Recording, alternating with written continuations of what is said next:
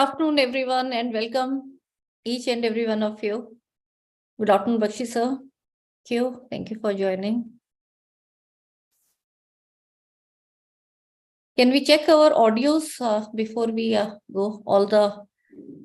Good afternoon. Yeah. Good afternoon, Savita ma'am. Good afternoon. Welcome. Yeah, welcome, please. I think Professor Bakshi has to be made co-host. Just my team check it out.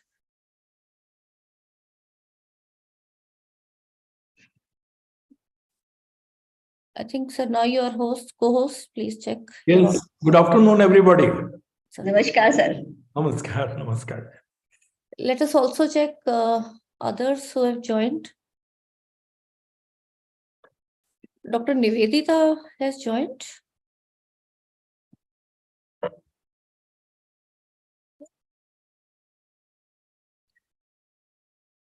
I request all my organizing team members to please check and the collaborating institutions, your principals, they have joined. Let us, make them as co-host. And all participants, please request to be on mute.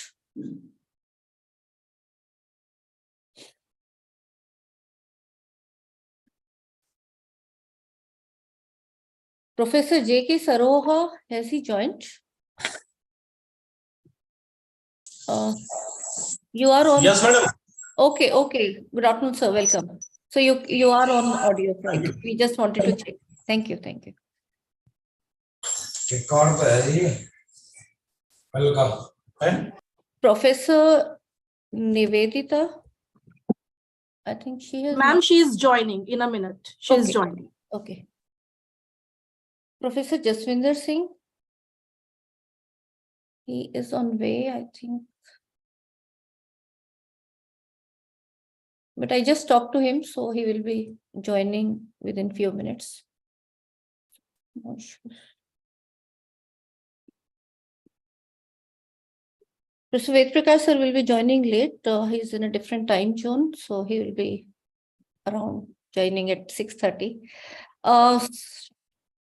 Sir, Professor Bakshi sir, so if permission, I think we can start. Meanwhile, I think two of our panelists have not yet joined. So they can also join in the process. Yes, you can go ahead. So I think, Garima, you can look into when Professor Nivedita ma'am joins. Sure, ma'am. I will let you know. Right. Okay.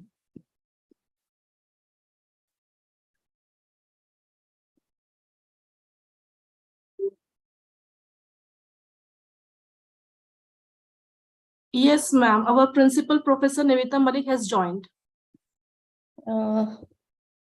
Has she, what name? She's co-host now. Okay.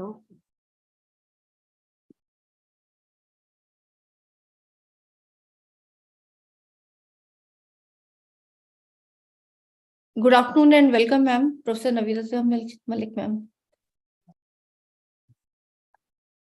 Just check out. I hope you can unmute yourself.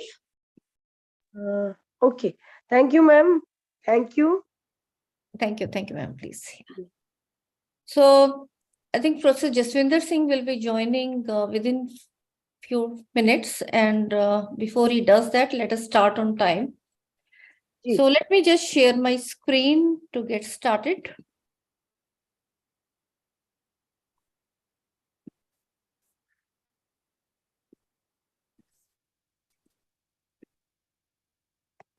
So here we are on 25th February 2023, and I welcome each one of you in this 1-month national online program, which is Faculty Induction Program cum Orientation Course, which is a mandatory program for the newly inducted faculty in higher education for their first level of promotion as per CAS 2018 and earlier regulations.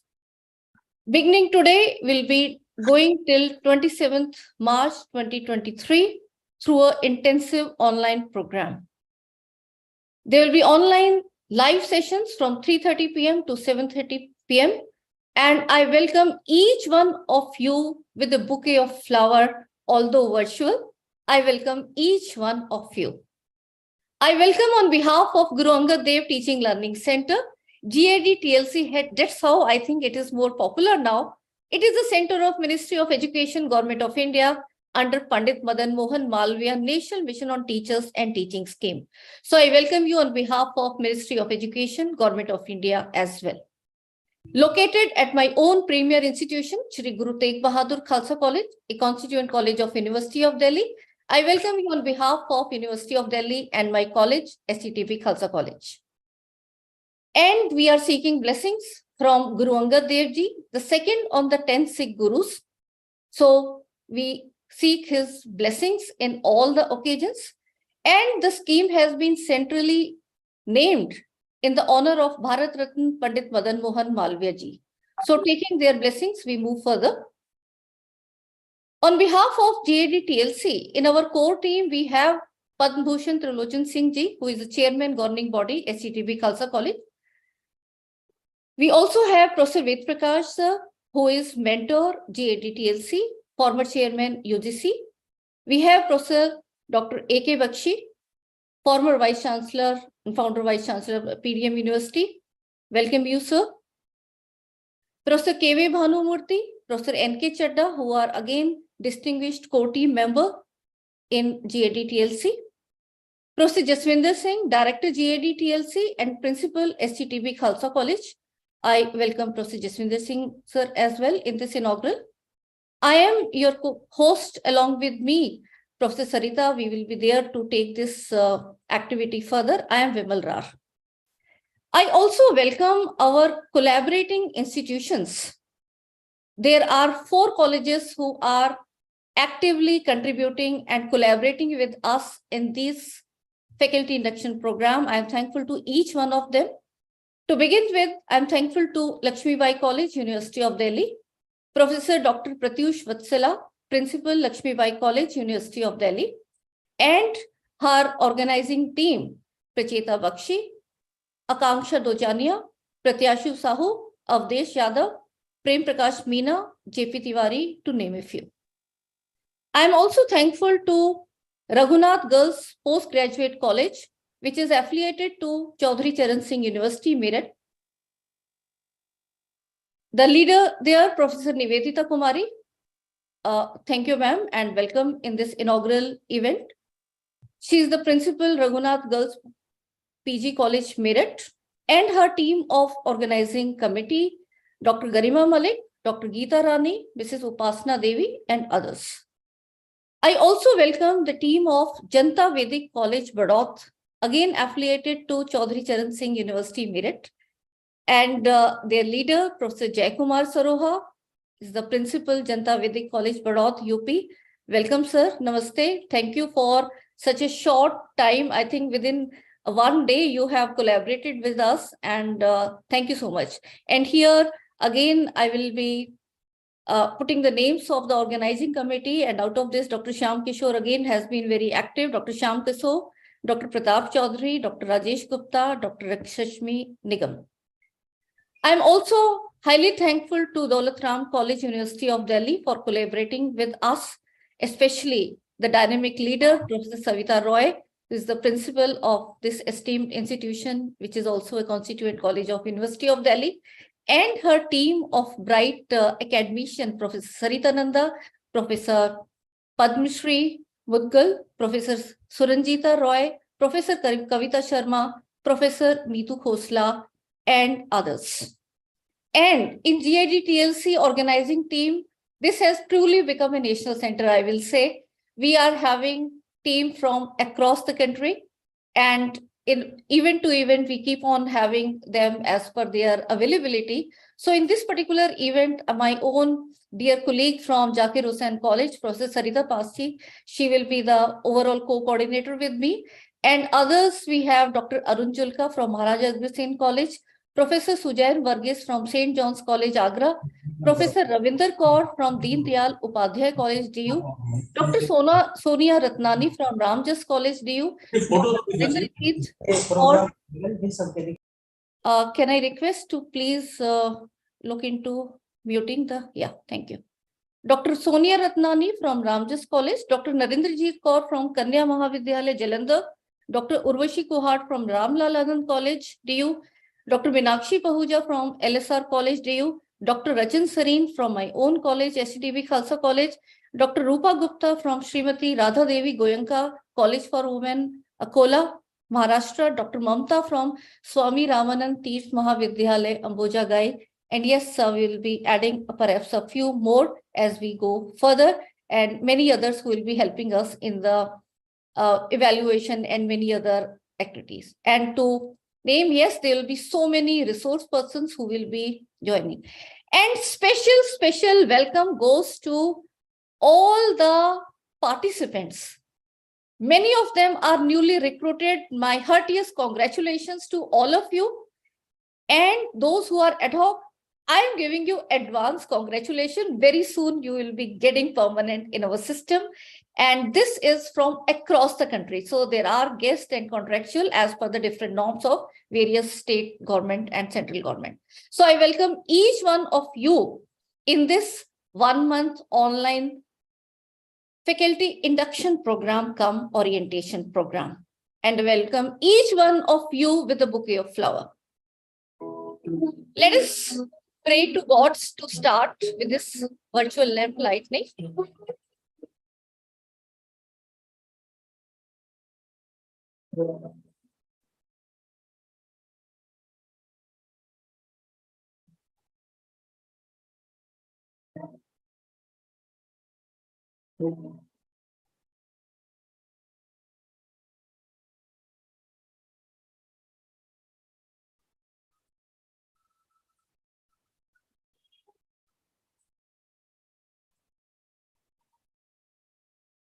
So let's get started with this inaugural part where faculty induction program or orientation course beginning today, 25th February till 27th March 2023.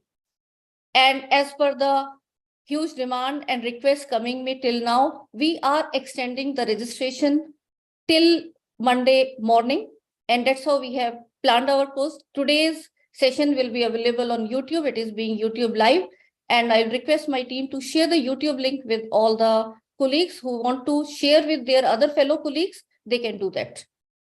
But from Monday onwards, there will be like a closed group and we'll be taking you further with the sessions and how the interactions will be happening. GAD-TLC has a state-of-art infrastructure located at SCTB Khalsa College for training of teachers. And this was inaugurated on 1st July 2016 by the then Honorable HRD Minister Smriti Zubin Irani. Few words from the inaugural ceremony.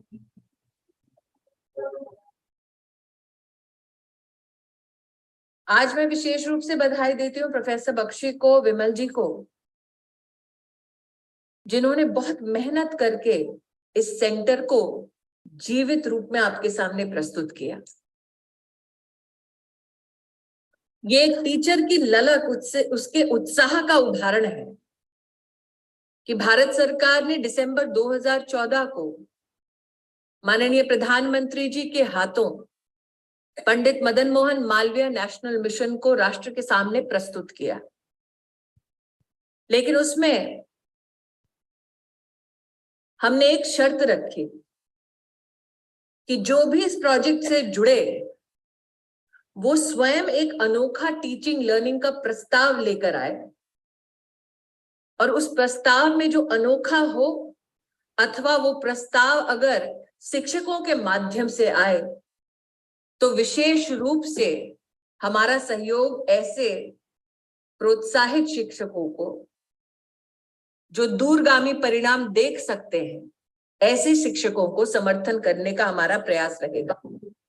Actually, why I want to share this clipping is the Durgami word. When this inaugural happened, we could not realize. But now when we look back 2016, our team has given the proposal of preparing teachers in digital skills not in isolation, but how it can be integrated with pedagogy, their subject, so that the classroom education can be really meaningful, taking them to the higher level of learnings as well as meeting the learning outcomes. So The major activities of GAD-TLC for empowering teachers, we can say now there are threefolds. One is our own faculty empowerment programs, which include faculty development programs, faculty induction program, seminars, conferences, workshops, etc. Others is to empower the teachers where they prepare the digital content from the form of teachers, e-kit, e-learning objects, etc. And there are collaborative events which we have started very actively from this online corona phase, and they are also picking up and giving meaningful flavors and wider participation in our programs. I am thankful to each and every collaborator in the last years, starting from 2016. And our own expertise is in MOOCs, the pedagogy for virtual learners, blended learning, and so on. And this journey started with Center for E-Learning, where our group of academicians with Professor Ved Prakash sir, Professor Bakshi sir, Professor Bhanumurthy, Professor Chadda, Professor Jaswinder Singh, and many others who started as a team to complete the EPG Pathshala project for 6 subjects. And through this, we realized teachers are lacking so many professional skills which are required for their professional requirements, not only to become effective teachers, but for their research component as well. And we have also contributed for more than 50 MOOCs now for SWAYAM platform, out of which 42 MOOCs are from EPG Pathshala project. And since then, we have been conducting various face-to-face events. We have gone to nook and corner of the country, but perhaps the number was less and it has gone many folds in the corona phase. We have visited many states, and now we can say we have a good network of teachers who are our fellow colleagues who are contributing in our programs as well as benefiting from them.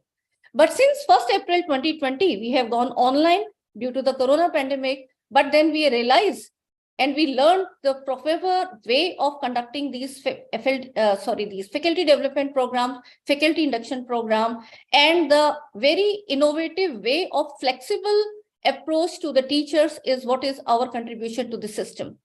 And teachers, without taking leave, without compromising on their professional and personal commitments, they can do this flexible. And yes, the same you can do with this faculty induction program. Those who are in duty leave, they will be required to complete everything within 1 month. But those who are on flexible, yes, we will be giving you 1 month extra to complete the activities, watch the videos again.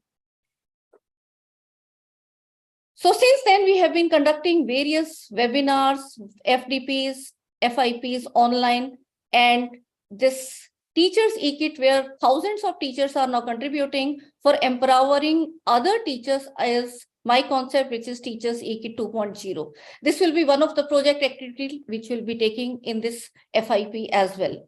We also have National Resource Center of Chemistry, where we have the mandate of conducting online refresher course in chemistry, which is called as ARPIT scheme of Ministry of Education.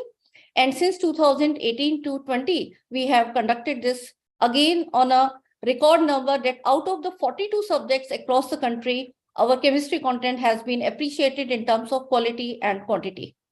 And crossing the 70,000 mark for training of teachers, Smriti Jubin Irani again came in May 2022, and she honored and felicitated the entire GAD-TLC team.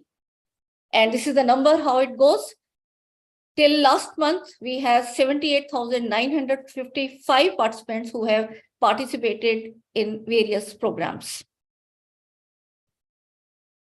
Before I move further, I will like to introduce the distinguished speakers of the day. Starting from Professor Ved Prakash sir, who is former chairman, University Grants Commission. He, although needs no introduction, but then he is a distinguished name in Indian academia, has a unique distinction of spearheading UGC, the apex regulator of higher education in India, as its chairman, vice chairman, and secretary. Under his stewardship, UGC made significant strides in the area of curricular reforms, internationalization, basic scientific research, skill education, gender and social equity in higher education, to name a few. He has to his credit the transformation of NIFA into university, where he served as its founder, vice chancellor also, and he has his seminal contribution and in a career of more than 45 years, headed various institutions. As a US Fulbright scholar, he has been visiting faculty at University of Windsor, Canada, having a wide international exposure, various awards, to name a few. And yes, obviously, he has been conferred with many coveted awards and honors for his contribution in the field of education. We'll have the proud privilege to listen to him and continue guidance at GAD-TLC. Thank you.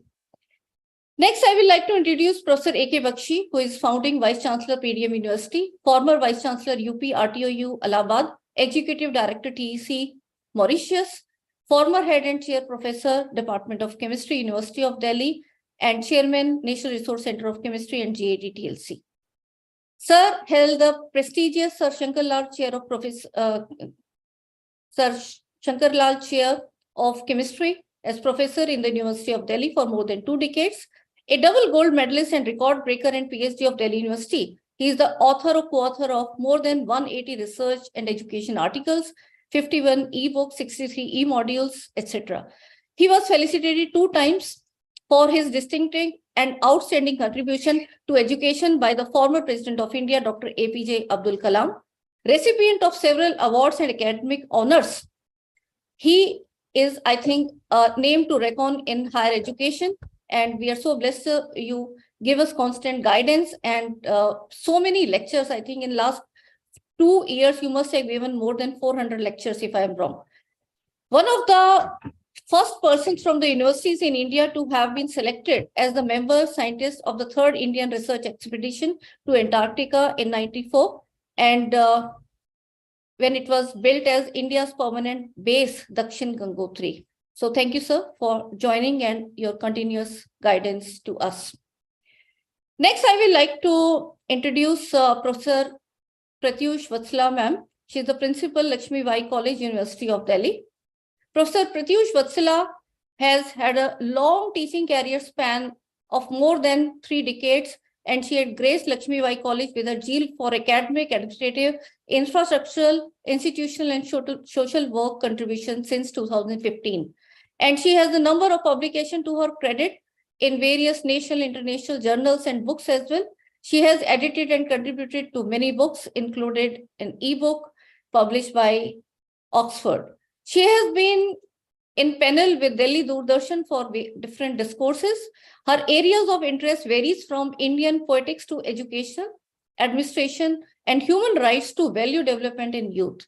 Under her dynamic leadership, the college reached the new zenith, where it is the introduction of RFID cards, extensive social activities like teaching even slum children in the nearby Vijaypur village under the Vishwas project, setting up various booths for COVID testing, 100-bed COVID isolation facility during this really tough time. So this has been, I think, a phenomenal contribution by her to the society, and various filmmaking workshops in collaboration with UDAN, taking the zero waste to wealth type of projects, and setting up different centers for research and collaboration and extension activity. And the list is endless. I welcome and thank you, ma'am, for collaborating with us. Next, I would like to introduce Professor Nivedita Kumari, who is the principal, Raghunath Girls Postgraduate College, Meerut, and she is the professor, Department of Political Science. Professor Nivedita Kumari is the principal and professor, Department of Political Science, Raghunath Girls PG College, Meerut. She has diploma in journalism and information and broadcasting ministry from IIMC JNU campus. She is the member of National Education Policy 2020 Task Force and Sport Council of CCS University, Meerut. She is also the member of editorial board of a peer-reviewed and refereed journals at the international level, Review Journal of Political Philosophy, Delhi, to name a few. She has worked in administrative and academic bodies at CCS University. Professor Kumari has published more than 15 research papers and presented more than 100 papers in several national and international seminars. She has been awarded with Narayani Sushma Swaraj National Award 2022 for Women Leadership by Harit Prayay Environmental Publication and Women Achievers Award 2022 from Times of India, Meerut. I welcome you, ma'am, and thanks for the collaborating your team with me. Thank you, ma'am. Next, I will like to introduce Professor Jay Kumar Saroha, who is principal from Janta Vedic College, Badauth. Thank you, sir, for collaborating with us. Professor Jay Kumar Saroha did his graduation in science from Janta Vedic College, PG, MPhil in Political Science, and PhD from Institute of Advanced Studies, CCS University, Meerut. He has served as faculty at Government College, Pithogarh, Uttarakhand, MM College, Khekra, Babkat, and SD College, Ghaziabad. So having a vast experience as administrative role in different institutions. He is presently working as principal Janta Vedic College, as I told you, since October 2021. And Professor Saroha has a teaching experience of more than 20 years and research experience of more than 6 years. And he has published various research papers, presented them in various national and international seminars. Welcome you, sir, and thanks for collaborating with this national endeavor with us. And I will also like to introduce our immediate, I will say, the neighborhood college leader, Professor Savita Roy. She is principal, Daulat Ram College, University of Delhi. Professor Savita Roy has a teaching experience of more than 25 years. And Professor Roy has been member of National Consultative Meet on Governance Reforms for Quality Education, Developing Best Teachers at NUPA, and many other similar committees. She was awarded with 2nd APJ Abdul Kalam National Dedication Award 2021 as a Corona Warrior in 2021 in the field of education, Best Lecturer Award 2010 by Delhi Government, Lifetime Achievement Award by Women's Agency for Generating Employment, National Skill Resource Development Award by Confederation of Indian Universities, and many more. Under her leadership, Daulat Ram College backed the Star Innovation Project, more than around 80 lakhs of funding, and she has several research publications, paper presentations, participation in the seminal activities at national and international level. So I welcome you, ma'am, also in this event, and thanks for very quickly. I recall at almost at 9:30 p.m. we were interacting, and by the morning we had more than 90 participants coming, and perhaps I think more will be joining. So thank you so much, ma'am, for being a part of this. And I also like to introduce my own very dynamic principal and leader, I'll say, and a very senior principal who is also in the Delhi University's Principal Association, leading that also. He is Director GAD-TLC and Principal SCTB Khalsa College. Welcome you, sir. And Professor Jaswinder Singh, apart from setting up this GAD-TLC and other centers, as I named, Center for E-Learning and the National Resource Center, we could not have done what we have done in this college without his leadership support and the entire support from governing body. And I will fail from my duties if I say I, as a part of this team, could not have been able to do whatever little we have done had I been in any other institution, because all this goes the credit to Professor Jaswinder Singh. He has a teaching experience of more than 40 years. And he has to his credit various books, research publications, invited lectures at national and international forums. He has been a co-PI in EPG Pathshala project, where we had funding of more than 1.12 crores for each subject. So he was co-PI in 3 of these subjects, which is economics, business economics, and psychology. He has developed more than 6 MOOCs as the course coordinator himself in economics, as a part of 42 courses overall that we developed. He's a member of various UGC committee, but to name a few, like Autonomous Status College, he was also in the Online Regulation Committee 2018. He was also in the CBCS entire drafting of the UG curriculum, and he is also very active at Guru Nanak Dev University in various committees. He is also the Standing Committee of Academic Council, University of Delhi, from 94 to 98, and perhaps various so many other committees at University of Delhi. So he is very active, not only at college level, but at University of Delhi level, as well as the national level. So I welcome you, sir. I hope sir has joined. Yeah, Vimal, I am there. Oh, okay. So now I will request our respected principal, sir, to please give a formal welcome address. Thank you, sir. Thank you, Professor Vimal, for the very nice words. Not only for me, but for every, guests whom we have invited today. Let me also begin by expressing my gratitude to everybody for this. And we know that there are many resource persons today who will be, helping us in this induction program. Let me begin by expressing gratitude to Professor Ved Prakash. I do not know whether he is in India or he is in the United States. That only is secret. Professor A.K. Bakshi, who has just completed his tenure as Vice Chancellor in PDM University in the NCT of Delhi. And also, Dr. Piyush Vatsal, Professor Roha, from other J.K. Soha from Jain Vedic College. Then Professor Piyush Vatsal, you mentioned Professor Savita Roy, as Dr. Vimal very rightly said that she is in the immediate neighborhood, and all the participants, who have joined this faculty induction program in very large. After the COVID experience, perhaps this is the first full-fledged faculty induction program which we shall be starting. We have had many programs in the form of faculty development programs, but I think Guru Angad Dev Teaching Learning Center was given the responsibility to conduct the faculty induction programs.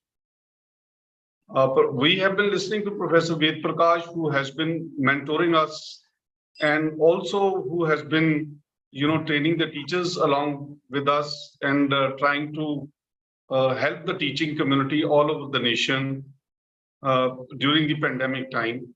And we jointly could stand up to many issues and challenges which we faced during the teaching. And also in the meantime, we saw that the National Education Policy 2020 has been adopted by the Parliament and it has been implemented very successfully in the University of Delhi and many other universities all over the nation. Obviously, this faculty induction program is not anything new, but the way it is being, it was conceptualized almost 5 years back. This faculty induction program is definitely going to be different.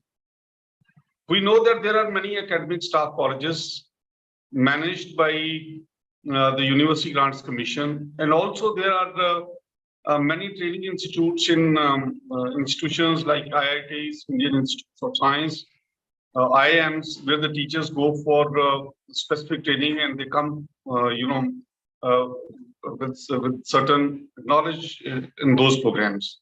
But this faculty induction program, in the real sense, is for the beginner teachers.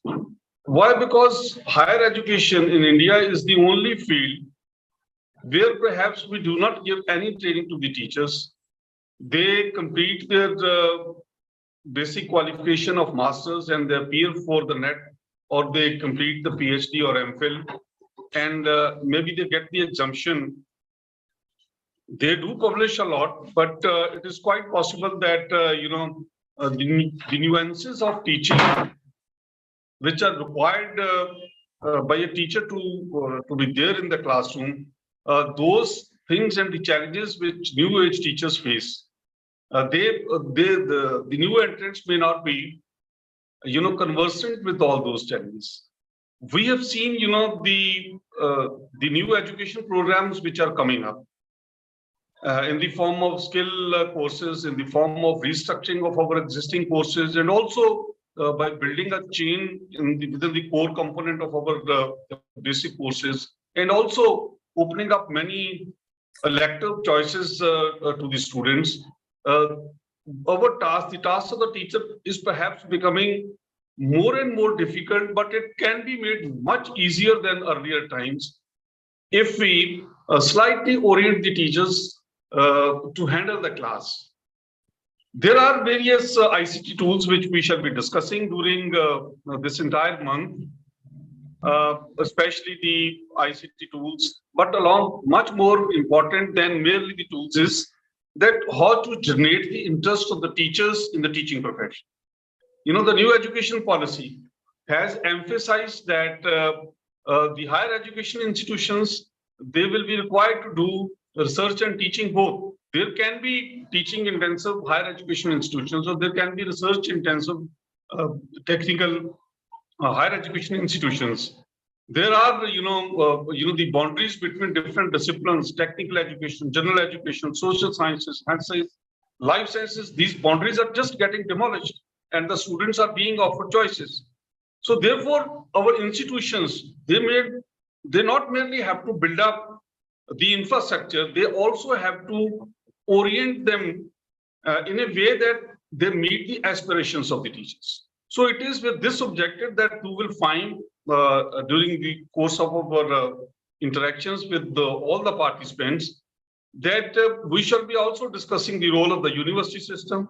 We shall be discussing the role of the University Grants Commission. We shall be discussing the role of the new, you can say, verticals which have been suggested in the national education policy. We shall also be looking into how to energize the teachers. How, the teachers should not feel any fear to face the larger classes, which is becoming perhaps the dictum of the day. So we will be building up the training program in such a way that all these areas where the teachers, they face these challenges, they should be made comfortable. And during our training programs, especially during the FDPs or even prior to that, prior to COVID time, we were training the teachers in developing the e-content.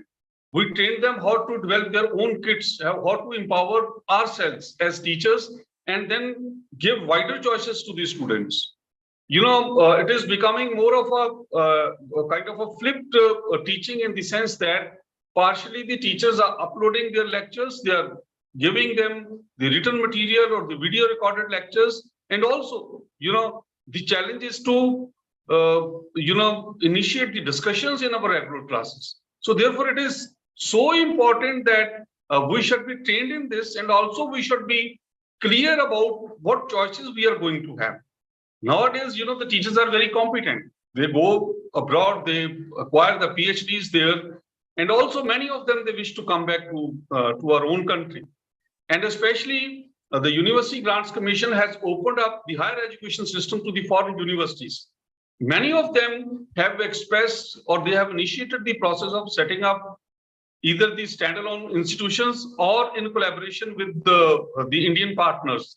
So, they would be looking up to those teachers who can handle, this comparative competitiveness in the sense that if we do not build the capacity of the teachers to be as competitive or to be as, flexible as perhaps this is allowed in the foreign universities, many of us, as the university grants system says, their notifications and the national education policy also says, if the institutions, they do not improve their ranking, if they do not improve their NAC score, and if they do not, attract the students, many of them, they may face the declining grants. So all these are the areas.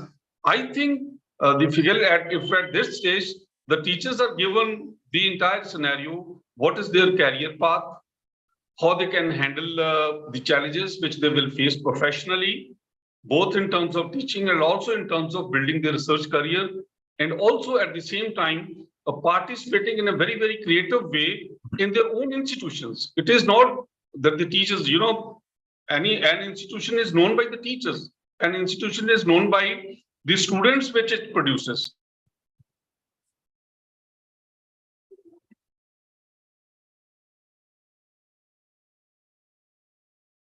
Sir, you have been on mute. Therefore, this vacation program will primarily focus on that. We will have the privilege to listen to Professor Ved Prakash, Professor Bakshi. I would stop here, but before that, I would once again express my gratitude on behalf of our management, Sikh Gurdwara Management Committee, our college governing body, and also on behalf of the Ministry of Education, which has given us this very unique responsibility of orienting the teachers who have joined by choice, this profession, and who can build their careers as, the competitive teachers in research and teaching both. And also, I expressed my gratitude to Professor Savita, Professor Pratyush Vatsula, Professor Jasola, Bakshi Saab, who has been helping us and who has been mentoring many of us in this. And more important, and this is the participants. It is not that we shall be training you. There are many things which we shall be learning from each other. It is a cooperative effort where we shall be building up the environment in such a way that even after the completion of the course, we will continue to have, a relationship which will further improve the teaching standards and, contribute to our endeavors to become the Vishwa Guru in education. I will stop here and I will express my gratitude to all of you once again, especially Professor Vimal, who has been, the soul in this entire process, who has designed many courses, NRCs and e-kits and other programs. And in fact, we have worked as a team in not merely training the teachers, but providing huge content. And Vimal has been the, जिसे हम कहते हैं कि central Peter force है हमारी institution की, and now she has the University of Delhi has given us this privilege to be the professors, and I'm sure many of us, if we continue with our zeal, if we continue building up our capacity, we will perhaps will be having no problems in our career choice. Thank you very much. Thank you so much, sir, for your always kind words of motivation and support, and always we are able to do because of the leadership like you with us. And you rightly said that the changes happening in terms of the policy formulation, in terms of the newer practices which we have to adopt to become more interactive teachers. We will be looking into each element, not only from the teaching perspective, assessment perspective, but also in terms of the curriculum formation, the research input. And I will like to share one very important thing with all of you here, that this faculty induction program, when it was designed in 2017, it was first of all required. Why? Because somehow the orientation, the older orientation courses in the HRDCs, there was a complete survey and a committee, I'm saying this in report, that it was not found to be so much effective. So it was a need that there has to be consensus in terms of what all should be put up in this induction program, which was initially designed to be a 3-month residential program. But later on, with various committees, it was reduced to 1 month. And in there are 12 modules. And I'm happy to share that inputs from our team have been incorporated it as such in almost 8 modules and others also perhaps. So out of 12 these modules, some of these are core and some of them are elective. I will share you this complete document with all of you participants, because you should know what all is the curriculum for this 1 month FIP, and this is what is this curriculum broadly. And I am thankful to Ministry of Education for putting my college name on this historical document. So these are the 6 core modules, which is like roles and responsibilities of a faculty or academics in higher education. Module 2 talks about university structure and functioning. Next module, it talks about pedagogic techniques and teaching learning methods. Module 5 talks about assessment and evaluation. Module 8 is on ICT, that is effective use for technology in teaching, learning, and evaluation. Module 11 is on academic leadership. And then there are elective modules also. where curriculum design and content development. There is also e-content development, MOOCs, entire methodology and how the process has to take place in terms of quality contribution. Personal emotional development and counseling, which is very beneficial when we are interacting with diverse type of learners in our classroom. And for our own, I think personality development, the time management, the stress management, this part will be focusing on that part. Research in higher education is another one. University governance and administration, and then we have strategic planning and management. So you see how these 12 modules have been designed so that every teacher who is entering into higher education knows their responsibility and is able to gradually move to the leadership position, as well as make strategic planning and management for their own institution and also contribute in the nation building through this process. So that's how it has been designed.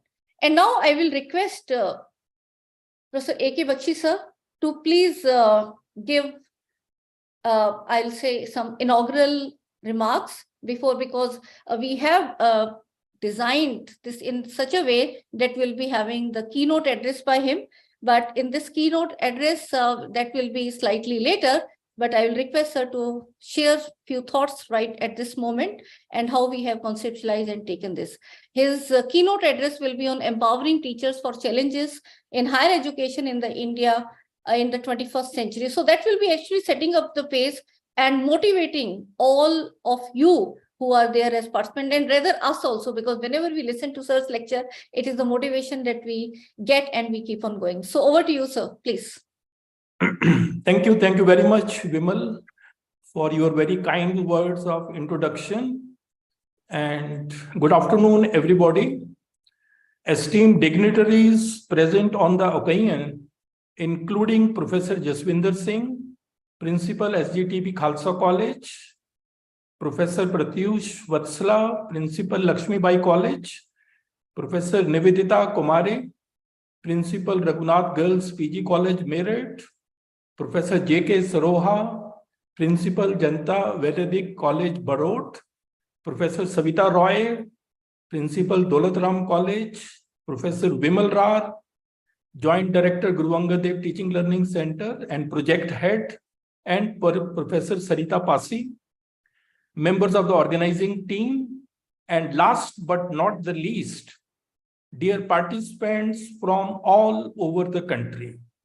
It's indeed a great honor and a privilege to be a part of this inaugural event of this faculty induction program starting from today.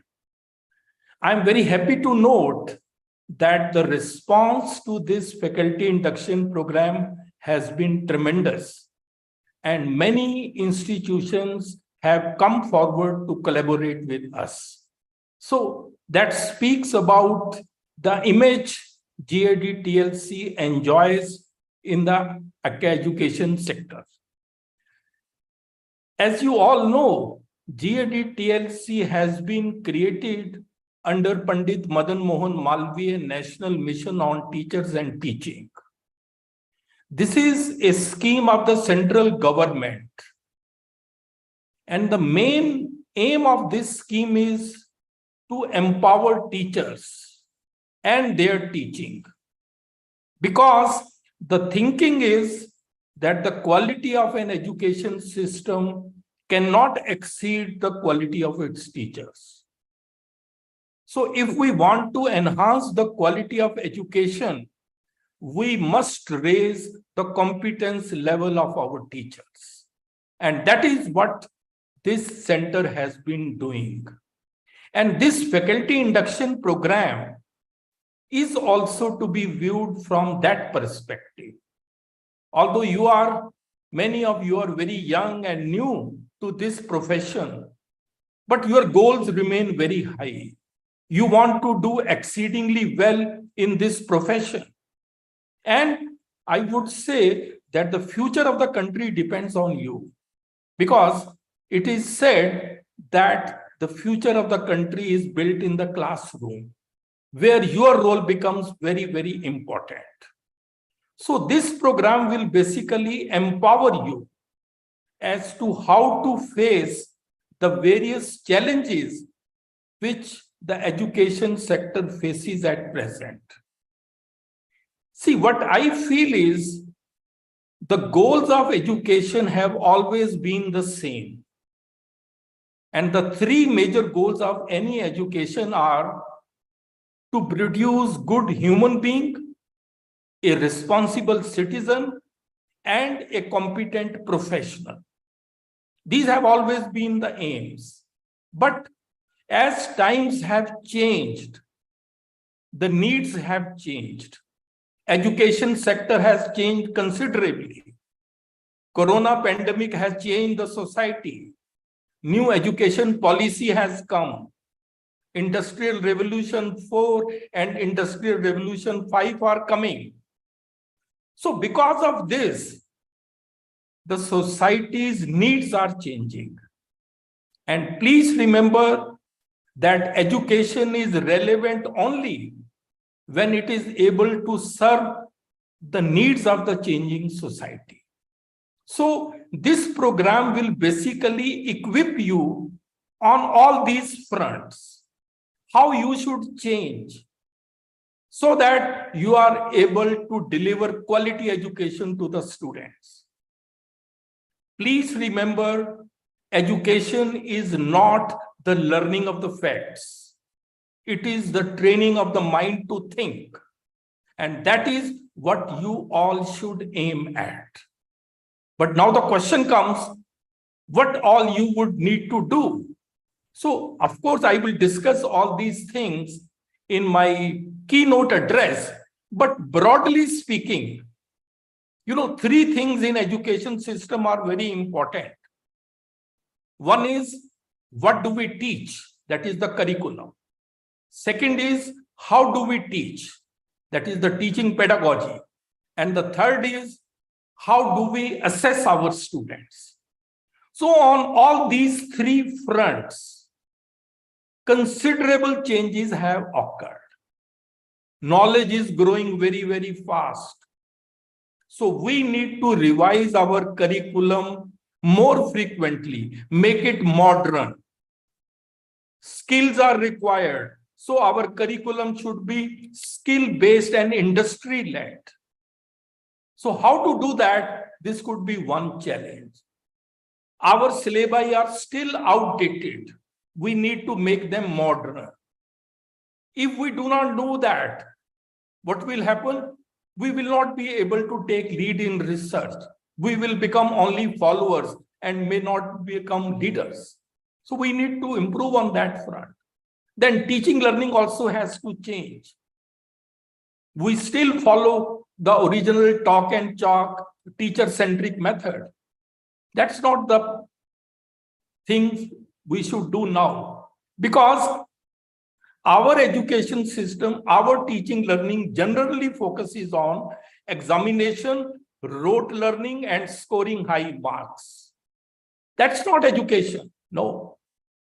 We need to focus on encouraging thinking, innovation, and creativity amongst our students. So the question is, how we will equip our teachers so that they can do that? We need to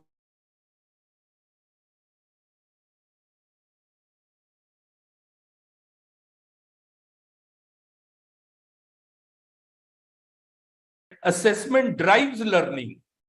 The way you will assess your student will start learning in that way. I was reading today's Times of India, where some schools have complained that many of the school students, after 10th class, they have started going to coaching for their CUET test, Common University Entrance Test. They have started preparing for that. So that shows, because they know that that sort of questions will come, so they start preparing for that. So that defeats the purpose of education, I feel. Our teaching still focuses on filling the mind. It's like, what we call as a banking approach. You fill the minds of the students with more and more information. That's not education. it should be focus should be on well-formed mind, which comes through thinking, innovation, etc. So how to design curriculum, how to change the system of assessment, how to adopt teacher, from teacher-centric moving to learner-centric approach to teaching. Because learning is not the product of teaching, learning is the product of activity of the learners. So our teaching should be such we are able to engage our students. And that is what we also call these days experiential learning. That's the need of the hour. So all these things we will talk about in this program. And that's basically what the goal would be, that at the end of the program, you are sufficiently equipped to face the challenges of the 21st century higher education and achieve the goals which have been very well drafted in the new education policy. So my best wishes for the success of this program. And I am very sure that we are choosing the right type of resource persons for this talk, and this program will be a great success. Thank you very much. Thank you so much, sir, for your kind words of introduction and giving an overview of this faculty induction program. And yes, we are thankful to all the resource persons who will be joining and taking this really a mammoth activity, I will say, because it's a full 1 month program. But dear participants, don't you worry, we are all there and we'll be both learning from each other. So don't worry at all. And yes, being in flexible mode, most of you, we will be giving you full extension, and any issues will be together in that. So be assured that it will be done in a very smooth and that too in a very positive environment with so much motivation coming from leaders like Professor Bakshi and others. Now, moving further, I will request if Professor Pratyush Vatsala ma'am, is she there? Because I think she was having some network issue. So ma'am, if you can hear me and you are there, please, we are waiting to have your special address. If you can respond. Or Kamna, can you just check whether ma'am has joined? Because I think there was some connectivity saying it's lost. Maybe we can request her later on as we move further. And now I will request our another collaborating organization head, Professor Nivedita Kumari, Principal of Raghunath Girls Postgraduate College, Meerut. Ma'am, your words we'll like to hear, and please. I hope you are there. You can unmute, please. Ji. Yeah. Thank you so much, ma'am. We are very happy to organize this program with your collaboration. It is our first time doing this. I want to give my best wishes all the participants, and very much thank from my management committee and my dear colleagues Garima and Geeta and Upasana to organize this program with coordination, great coordination of you. Ma'am, thank you so much. Thank you. Thank you so much, ma'am, for your very nice words, very sweet, crisp, and giving blessings to all. I have some throat problem, so that I can't Perfectly speak fine. more. Perfectly, ma'am. These words mean a Thank lot. you. So thank you. Thank you.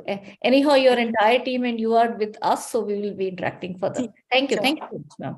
And now I will request Professor Jaikumar Saroha, Principal Janta Vidya College. Sir, please share some thoughts with us. Give your special address, please. Thank you, ma'am. मैं professor जय कुमार सरोहा, प्राचार्य जनता वैदिक college Baraut, सर्वप्रथम इस induction programme का एक हिस्सा बनने के लिए आप सबके प्रति अपना आभार व्यक्त करता हूं।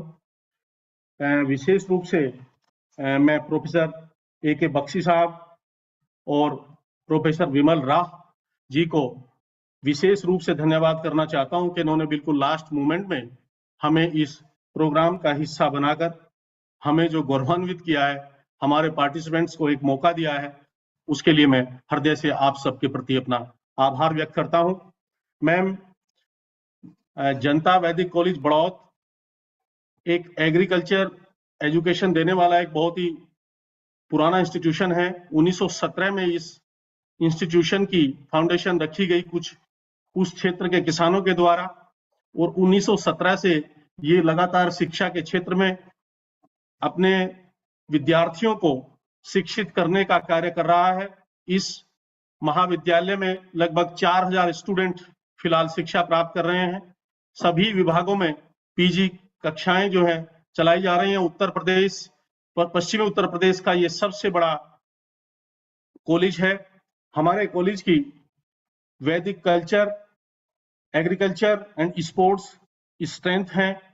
हमारे कॉलेज के डिस्टिंग्विश्ड एलुमनाई हमारे mentor honourable professor Ved Prakash ji रहे हैं, और डॉक्टर सत्यपाल सिंह जो मेंबर पार्लियामेंट है बागपत लोकसभा क्षेत्र से, और मुंबई के पूर्व पुलिस कमिश्नर हैं।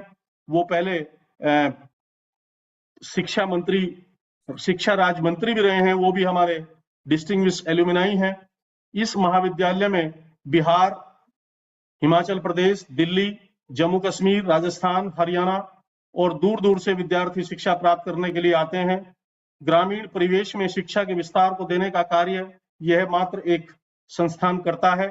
हमारे महाविद्यालय में 28 नए शिक्षक जो है अभी 1 वर्ष के अंदर ज्वाइन किए हैं, जिनमें से अधिकांश इस फैकल्टी इंडक्शन प्रोग्राम का हिस्सा है। हमारा विश्वविद्यालय IQAC का नोडल सेंटर है पूरे डिस्ट्रिक्ट का, और इसके साथ साथ मैं मैडम आपको इस बात के लिए धन्यवाद देना चाहता हूं कि हमारे प्रतिभागियों के लिए बिल्कुल लास्ट मोमेंट में जिस प्रकार से आपने हमें अलाउ किया वो काबिल तारीफ है। उसके लिए मैं सदैव आपके प्रति आभारी रहूंगा।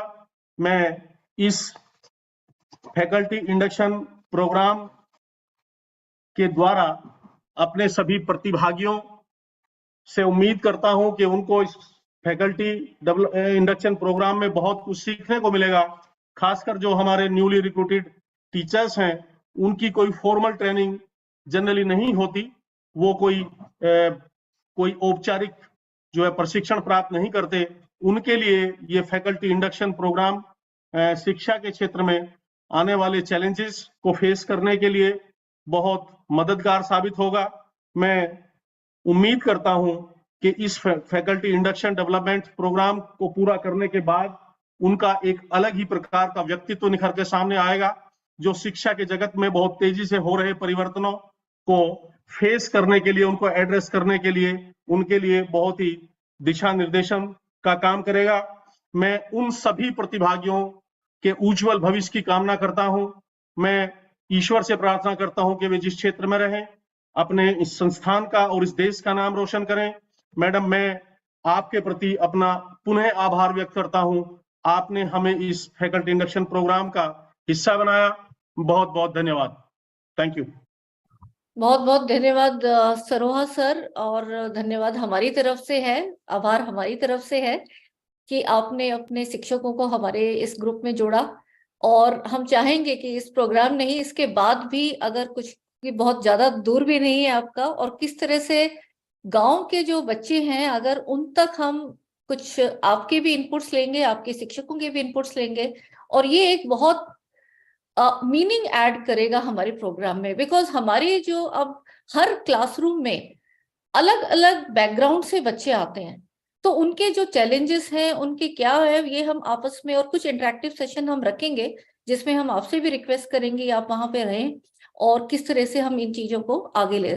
सो बहुत बहुत आभार आपका, और आपकी भी लीडरशिप मैं कहूंगी कि जो 1 दिन के अंदर आपका सारा अप्रूवल प्रोसेस, और उसमें I think doctor Shyam Kishore sir इसके लिए मैं doctor Shyam Kishore ji, doctor Shyam Kishore sir का भी बहुत, डॉक्टर आकांक्षा गुरु, इन सब का भी जो है बहुत बहुत आभार व्यक्त करता हूं कि उन्होंने बहुत शॉर्ट नोटिस पे प्रोग्राम जो है इंट्रोड्यूस कराया, और इसका हमारे जो जूनियर शिक्षक साथी हैं उनको इसका लाभ मिलेगा। यही मैं उम्मीद करता हूँ। मैडम बहुत बहुत धन्यवाद। धन्यवाद। Thank you. और लाभ ये एक तरह से मैं जो कहती हूँ, जितनी भी 4 इंस्टीट्यूशंस आई हैं, इसमें मेरे ख्याल से किसी को एक सर्वे करना चाहिए 5-6 साल बाद। जितना चेंज इन इंस्टीट्यूशंस में आएगा उतना बाकी जगह शायद नहीं आ पाएगा। बिकॉज जो ट्रेनिंग एक पूरे टीचर्स को साथ लेके की जाती है, उसमें ये होता है कि अगर कुछ बताया जाता है तो अगर इक्का दुक्का करता है तो वो फिर डिस्कशन में नहीं नहीं नहीं नहीं we don't agree with this, तो उनको बाकियों को कन्विंस करना बड़ा मुश्किल हो जाता है। और अगर एक इंस्टीट्यूशन से पूरा का पूरा ग्रुप एक आके एक ही उसमें पूरा सीखे, साथ में चले और उसको अप्लाई करे, आई थिंक इस तरह का। और ये केस मैं अभी इस तरह से पूरे उससे बोल सकती हूँ क्योंकि हमारे जो एक 2017 में हमारा पहला फैकल्टी इंडक्शन प्रोग्राम हुआ था और उसमें हमारे पास 2-3 इंस्टीट्यूशन से 6-6, 7-7 पार्टिसिपेंट्स आए थे, तो उनका भी इम्पैक्ट बहुत ज्यादा देखने पड़ा। अब अभी मेरी उनके प्रिंसिपल से भी बात होती है, बोल मैम ये जो आपने 6-7 हमारे पास भेजे हैं ना, इनसे हमारा इम्पैक्ट ही पूरा एक चेंज हो गया।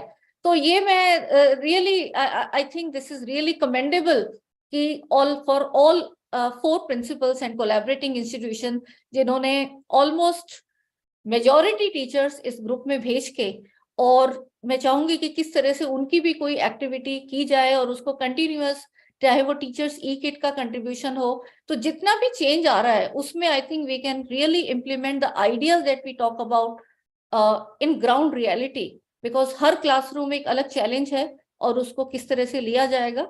तो it is all. So thank you so much sir, and very nice to know कि वेद प्रकाश सर की गाइडेंस आपके वहां पे भी मेंटरशिप हम भी उसी से ही, and will be looking forward. Sir आज यूएसए से ही ज्वाइन करेंगे, इसीलिए उनका सेशन लेट रखा, क्योंकि जब यहाँ 6:30 बजेंगे तो उनके 5 बजे सुबह के होंगे। He is in San Francisco, so we will be looking after it. And now I will request our another very dynamic leader of Delhi University system, Professor Savita Roy ma'am, who is the principal Daulat Ram College. Ma'am, so nice of you again. I think it is a wonder that इतनी जल्दी हमारा collaboration and all हो गया। और यहाँ पे मैं before I go to the, because Pratyush ma'am join नहीं कर पाई शायद, कैसे ये आइडिया फैकल्टी इंडक्शन प्रोग्राम का actually credit goes to Pratyush Vasla ma'am.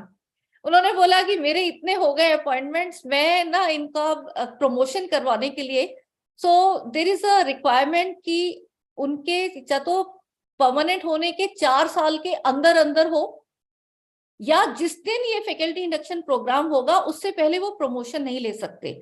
तो इसीलिए जो मेरे एडहॉक कोलीग्स अभी सुन रहे हैं मुझे और जिन्होंने नहीं रजिस्टर किया है, तो उनके लिए भी जिस दिन आप परमानेंट होते हैं उसके 4 साल पहले का भी गैप किया जाता है, बिकॉज 4 साल का प्रमोशन में पीरियड फर्स्ट लेवल प्रमोशन में काउंट होता है। तो ये जो फैकल्टी इंडक्शन प्रोग्राम है या ओरिएंटेशन प्रोग्राम है, जरूरी नहीं है हमारे यहाँ से हो, कहीं से भी आप करें, तो वो आपका उस 4 साल के टेन्योर के अंदर आना चाहिए। और अगर आप परमानेंट होने के बाद करते हैं, then that date will be taken. So with these words, over to you, Savita Roy ma'am, for your kind address.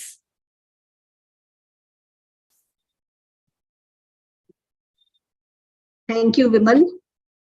And my sincere thanks to GAD-TLC Center of MHRD, wherein you are organizing such a beautiful faculty induction program with such an luminaries around us.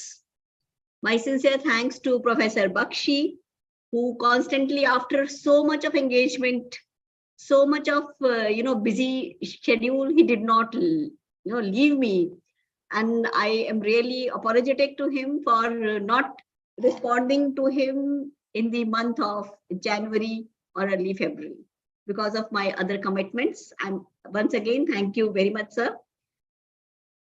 I am also thankful to Director of the Center, Professor Jaswinder ji, who has been a dynamic leader of the principals. He is the president of Delhi University Principals Association, where I am a treasurer. I don't know why, but his inputs are very important, and experienced teachers' input. When he talks, it is really, each sentence means a lot to all of us.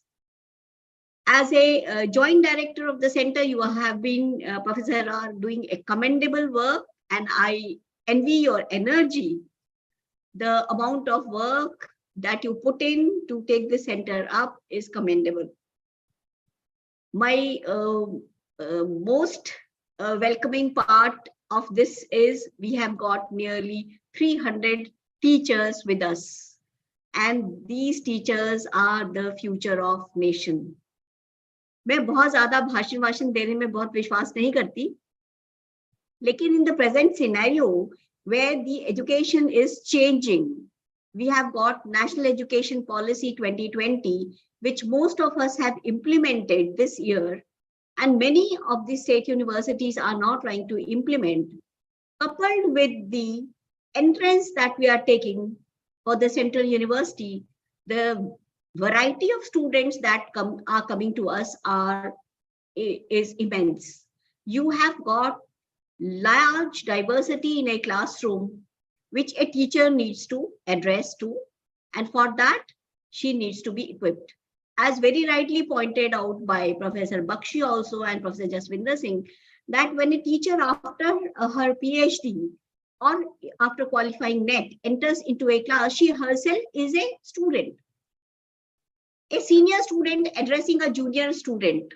This kind of relation is in the beginning. And I am talking to those senior students who are now have entered the class and have got little bit of experience because they are teaching somewhere, and some of them who are directly from the research lab and have joined our colleges in different departments.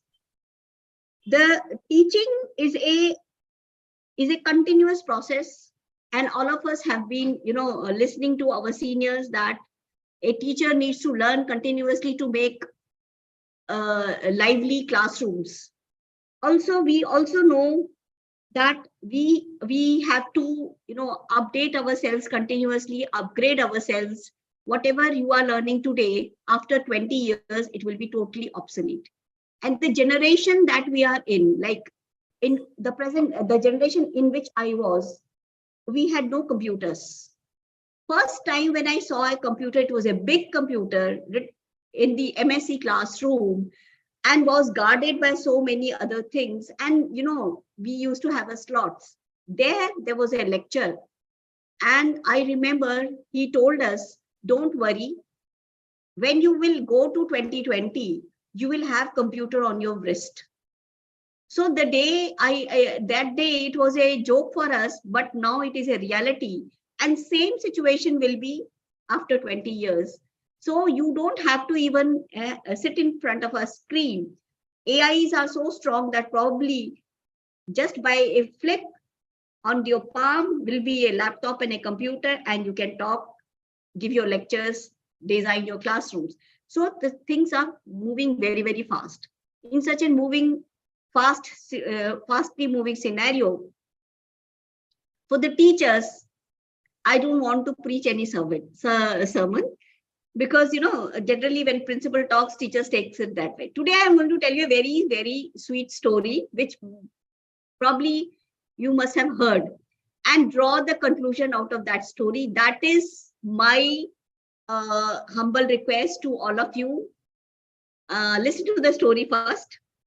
Like, according to old Native American legend, one day there was a big fire in the forest, and all the animals, सारे जितने जंगली जानवर थे, वो सारे डर के इधर उधर हर एक डायरेक्शन में भागने लगे, because it was a very violent fire. Now suddenly a jaguar came and he saw a hummingbird was passing over his head in the direction which was opposite. Like he was running away from the fire, but the hummingbird was flying towards the fire. And he was watching the bird. He was astonished why this little bird is flying towards the fire instead of running away from it. So he started shouting. He thought probably he would like to save the bird. So he shouted at the bird, and moments later, jaguar saw the bird coming in the direction away from the fire. And after some time, again the process was repeated. The small little hummingbird was going towards the fire. He could not stop himself. He observed the bird coming and going until he stopped the bird and he asked the bird about the strange behavior. And why are you doing this? Why aren't you running along with us and moving away from the fire? You will burn yourself. So what she said, when she replied, it was quite an astonishing reply. He said, "Sir, I am going to the lake and I will take water from the lake in my beak and throw it on the fire to extinguish it." The jaguar laughed. "Are you crazy? Do you really think that you can put out that big fire on your own with your very small beak?" "No," said the hummingbird. "I know I cannot, but the forest is my home. It feeds me, it shelters me and my family. I am very grateful for that, and I help the fire grow by pollinating its flowers. I am part of her, and the forest is part of me. I know I cannot put the fire off, but I must do my part." At that moment, the forest spirit who listened to the hummingbird were moved by the birdie and its devotion to the fire, and miraculously they sent a torrential downpour which put an end to the great fire. The Native American grandmothers would occasionally tell this story to their grandchildren and then conclude with, "Do you want to attract miracles into your life? If yes, then do your part. You have no responsibility to save the world or find the solution to all the problems, but to attend to your particular personal corner of the universe. As each person does, the world saves itself." So the story ends here. The thing is, we all are part of this great system, and we all know we have got very large country, very large world, and we all have, alone we cannot do anything, but collectively we can do a lot. So let us be hummingbird. Thank you very much, Vimal. Thank you so much, ma'am. And I think you have given a great lesson to all of us. And we all have to be, as the stakeholders of education system, we have to do this activity of the hummingbird. The fire is there. And I think we collectively can really dose off the fire. And not only in our system, rather, I will say, in school education system also, we have this responsibility to do the hand holding of them. So we'll be also talking about the models, that how we can be really, because we are in such a noble profession where we have the capacity, we have the ambience, and we have the understanding that how we can really make that improvement in our own areas, be it in a very small way in our classroom. But yes, the effect is going to be percolating. It's like a sea of change which is waiting to happen, but that ripple has to be created. And I'm sure with the leaders like you, those ripples are being created in every education system.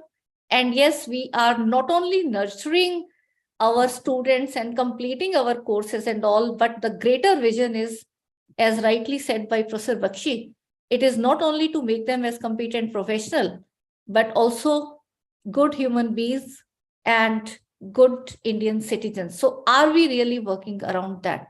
Is what will be underlying theme which we'll be trying to reflect upon in each and every session. So thank you so much, ma'am, for your words of wisdom and giving us such a nice story to begin with as a great lesson. Thank you. Thank you so much. And we'll be looking forward to your continuous guidance further. Thank you. Thank you, Vimal. Thank you.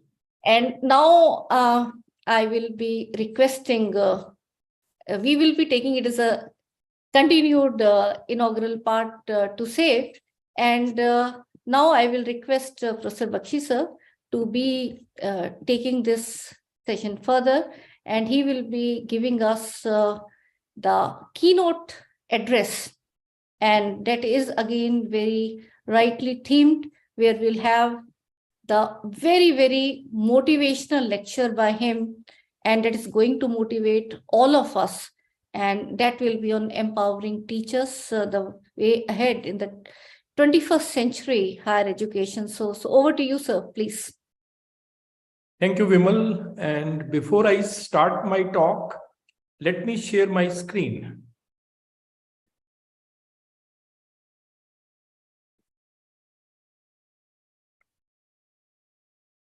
Vimal, is my screen visible? Yes, sir, it's visible. Please. And I am audible. Yeah, perfectly. Yeah. So, ladies and gentlemen, this is the title of my keynote address, Empowering Teachers for Challenges in Higher Education in India in the 21st Century. And as you can see from the slide, challenges are the opportunities in disguise.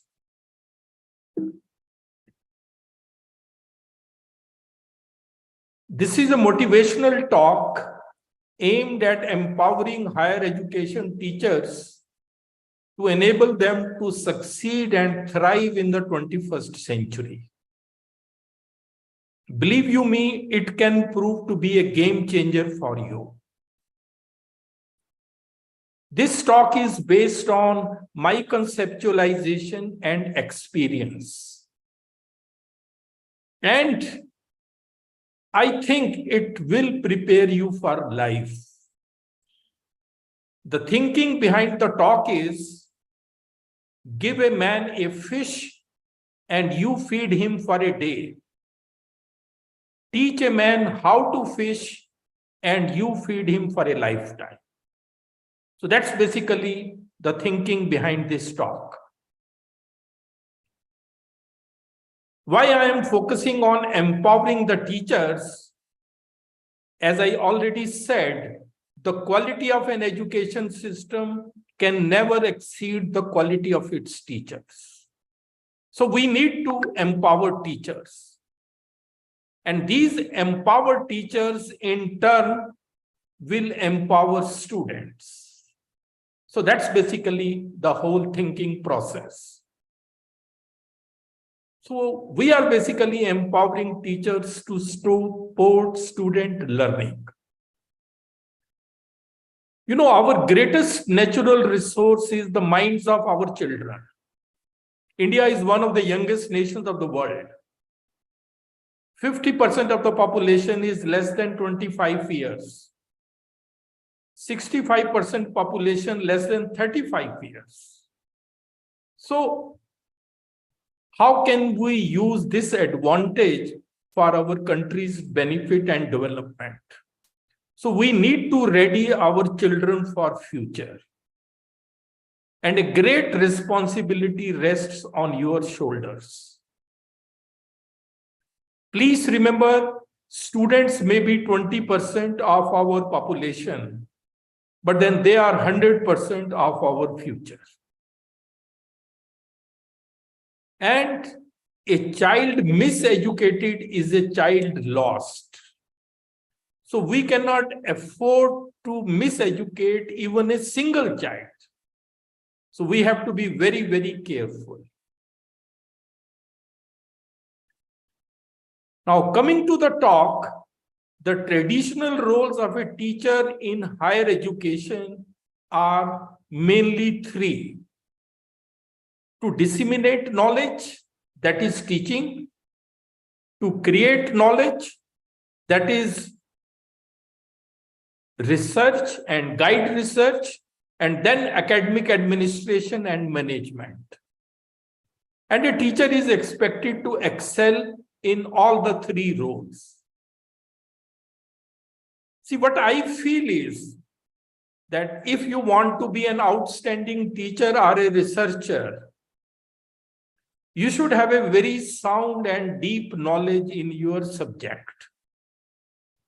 You should be very proficient in practical skills. You should have clarity of concepts. And your teaching should reflect the amount of thinking you have done on the subject. And then you should also have the passion to become an outstanding teacher.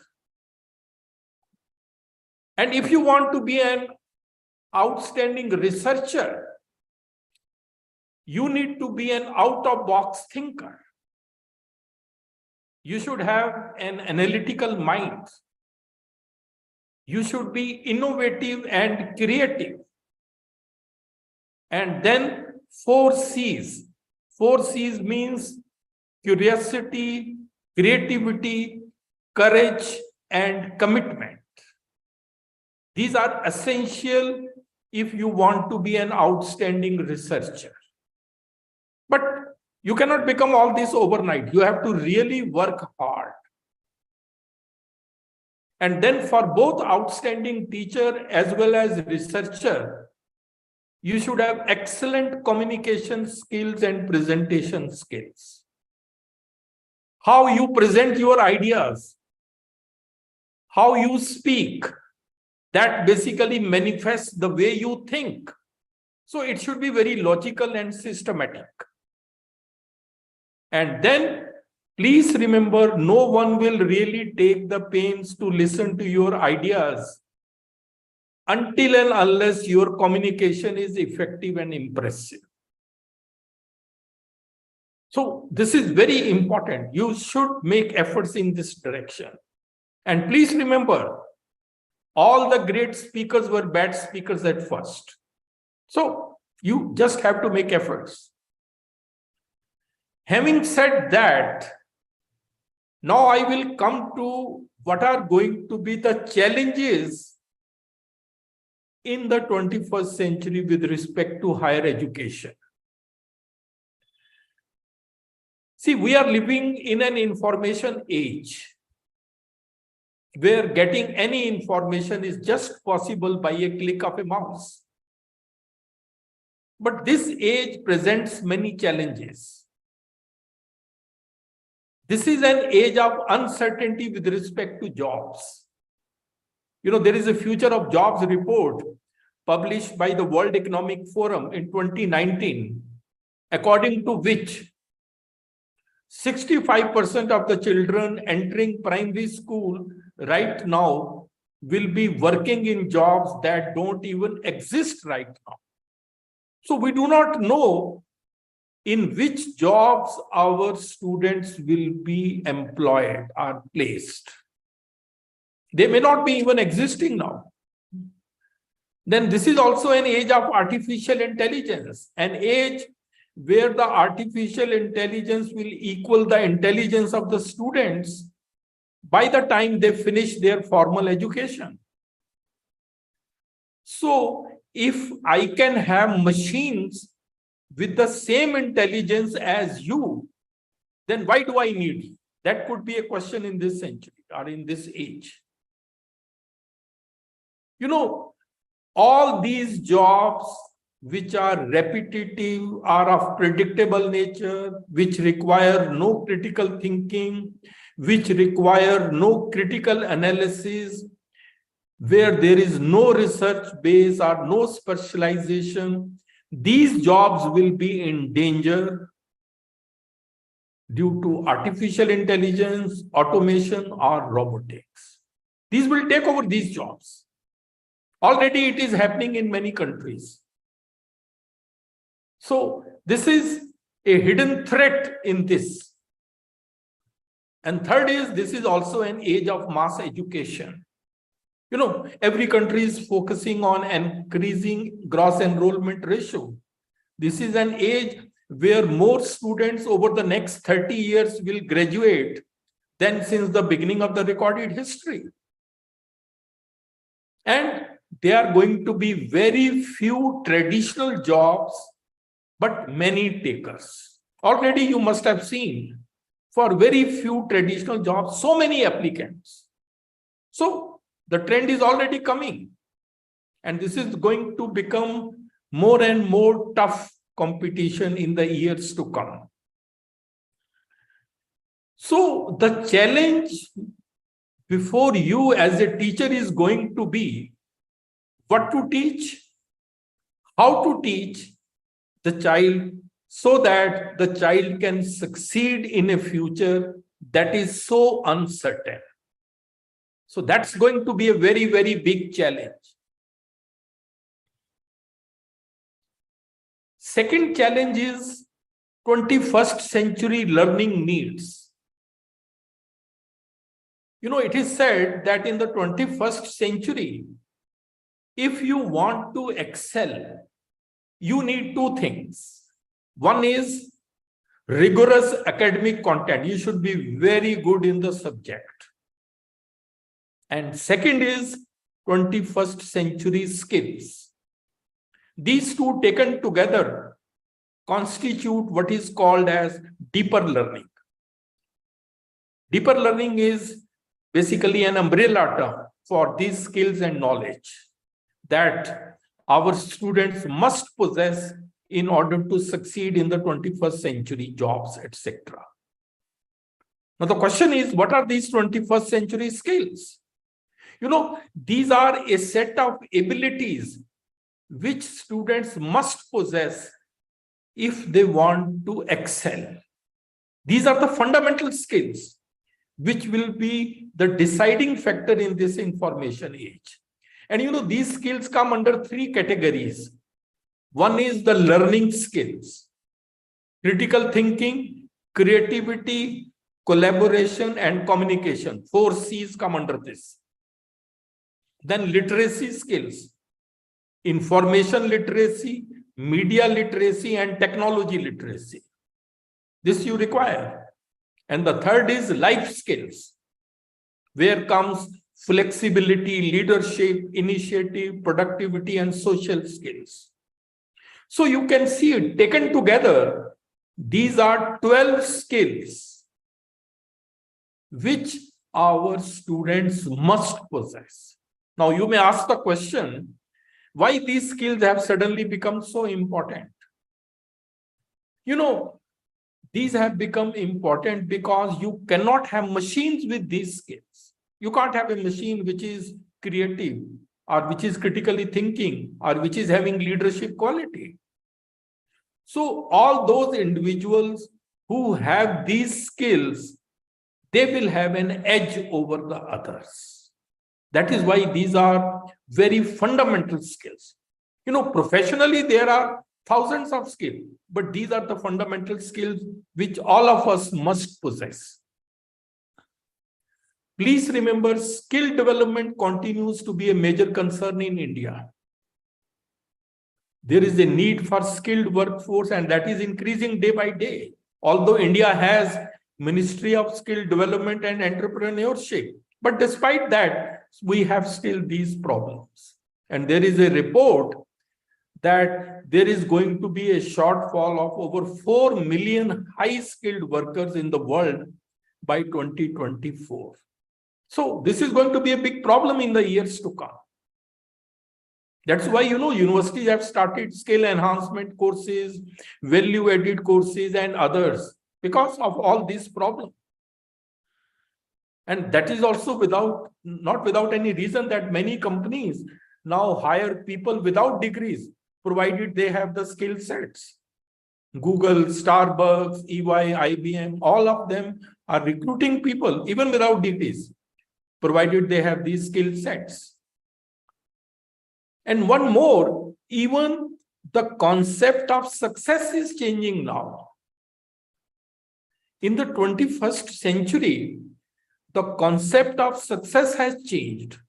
Success has now a different meaning than what it had in the past.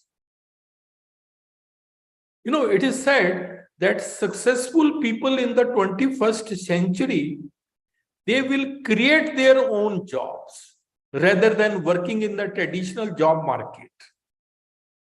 And even, jobs for life will be over very soon. Nothing like permanent jobs in future. Successful people will choose their own hours and office, live and work anywhere in the world. They will work with peers across the globe. And in any profession, upskilling and reskilling will become an absolute necessity. lifelong learning is the key to successful and fulfilling careers.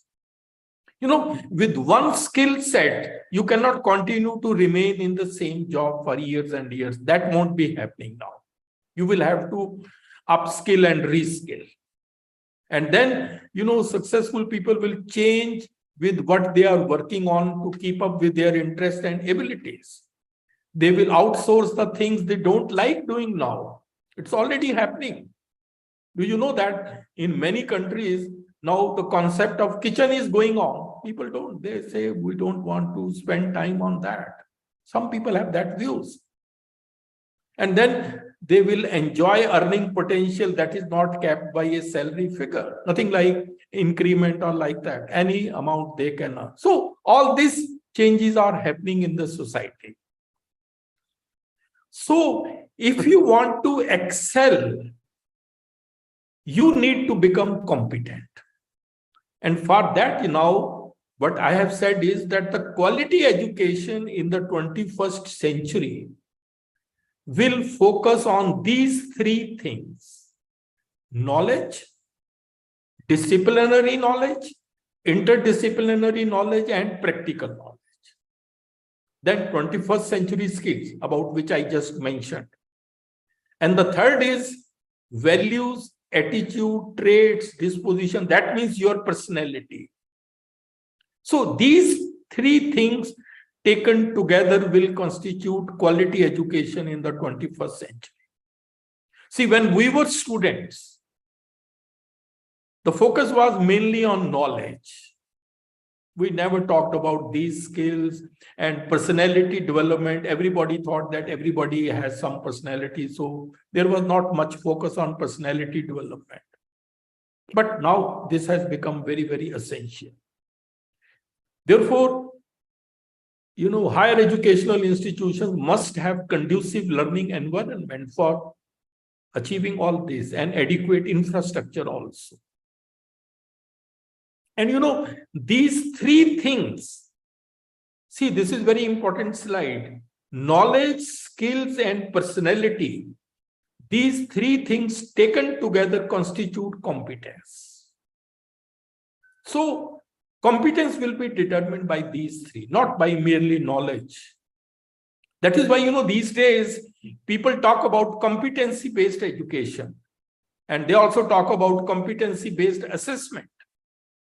That means in assessment also, you should assess not only knowledge, but skills and personality component as well. We should not only teach and test knowledge and skills, all this should be done.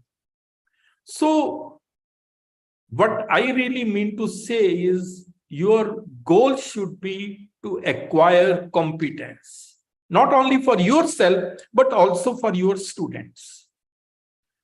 And there is a very famous iceberg model for competence. This iceberg model is used to explain the concept of competence.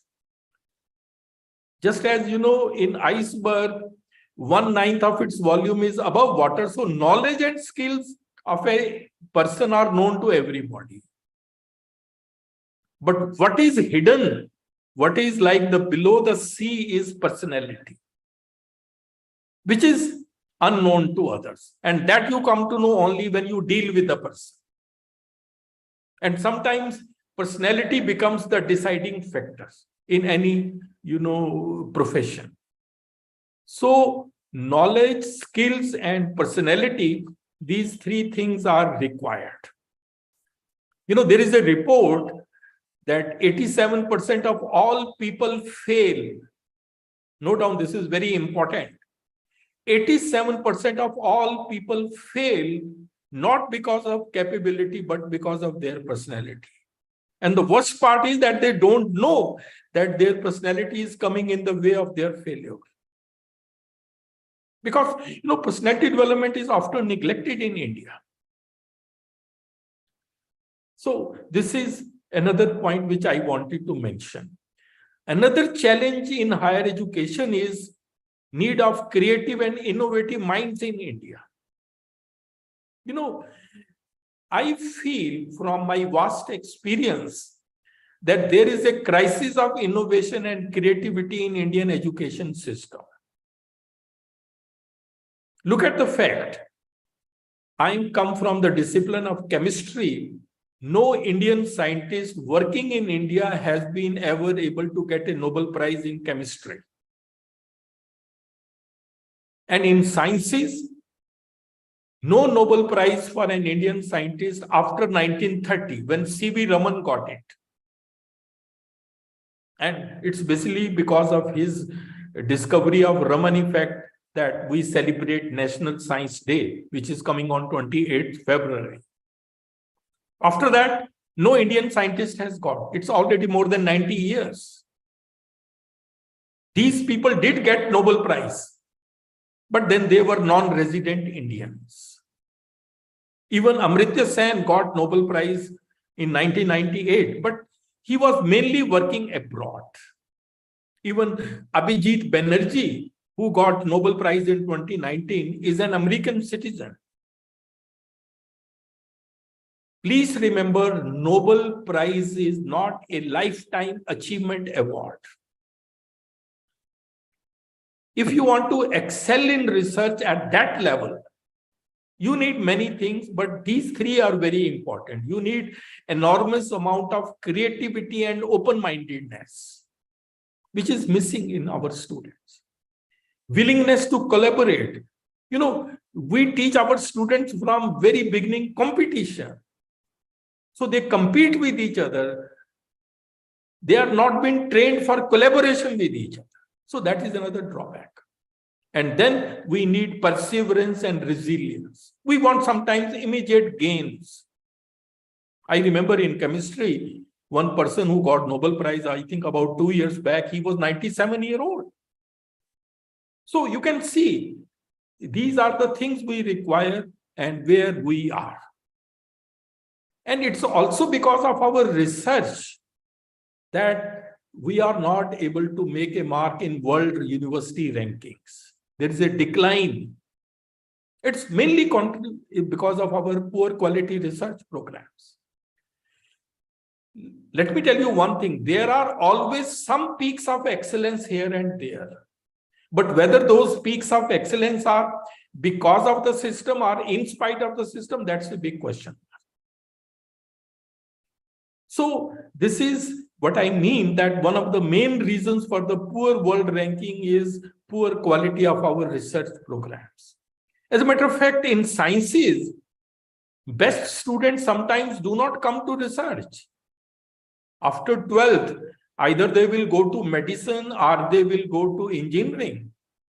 And the remaining way come to pure sciences, but very few of them come to research. This is also one reason.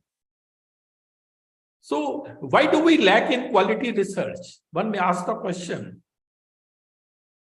You know, it is related to our education system.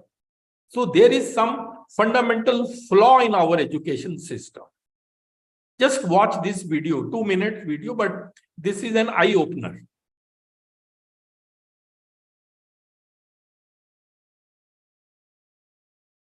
For decades, people have been finding hundreds of flaws in the education system. No conceptual understanding, no creativity, children are stressed, and the list goes on. All these are symptoms. But what is the root cause to all this? What is the fundamental flaw in the education system? Let us play a rapid-fire game.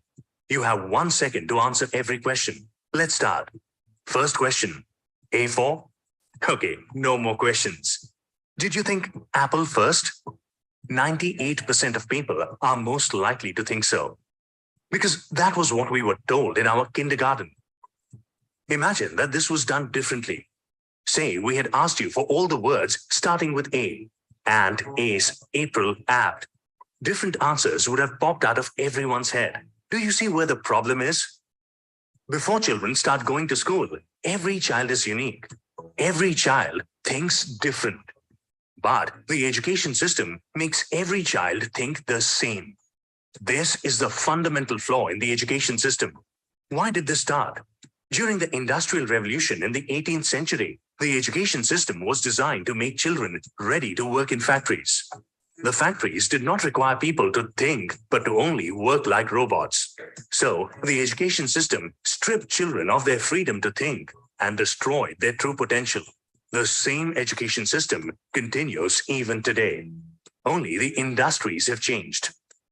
A study by NASA shows that 98% of children think different before they start going to school. As they go through this education system, at 25 years of age, only 2% think different and 98% think the same. So how does the education system make every child the same? Let's go back to the apple example. Kindergarten lessons told us that A is for apple. We asked you for words that start with A. Our education system gave us the answers. We asked you a question. Answers make you the same. Questions make you different. Right from kindergarten, the education system keeps giving answers. Instead of asking children how plants make food, the science teacher gives you the definition of photosynthesis. Instead of asking them to describe the sun, the teacher tells them that the sun is a ball of fire at the center of the solar system. Through their years in school, children lose the capability to think on their own. Whether it is their choice of career or their relationship or any situation in life, they become.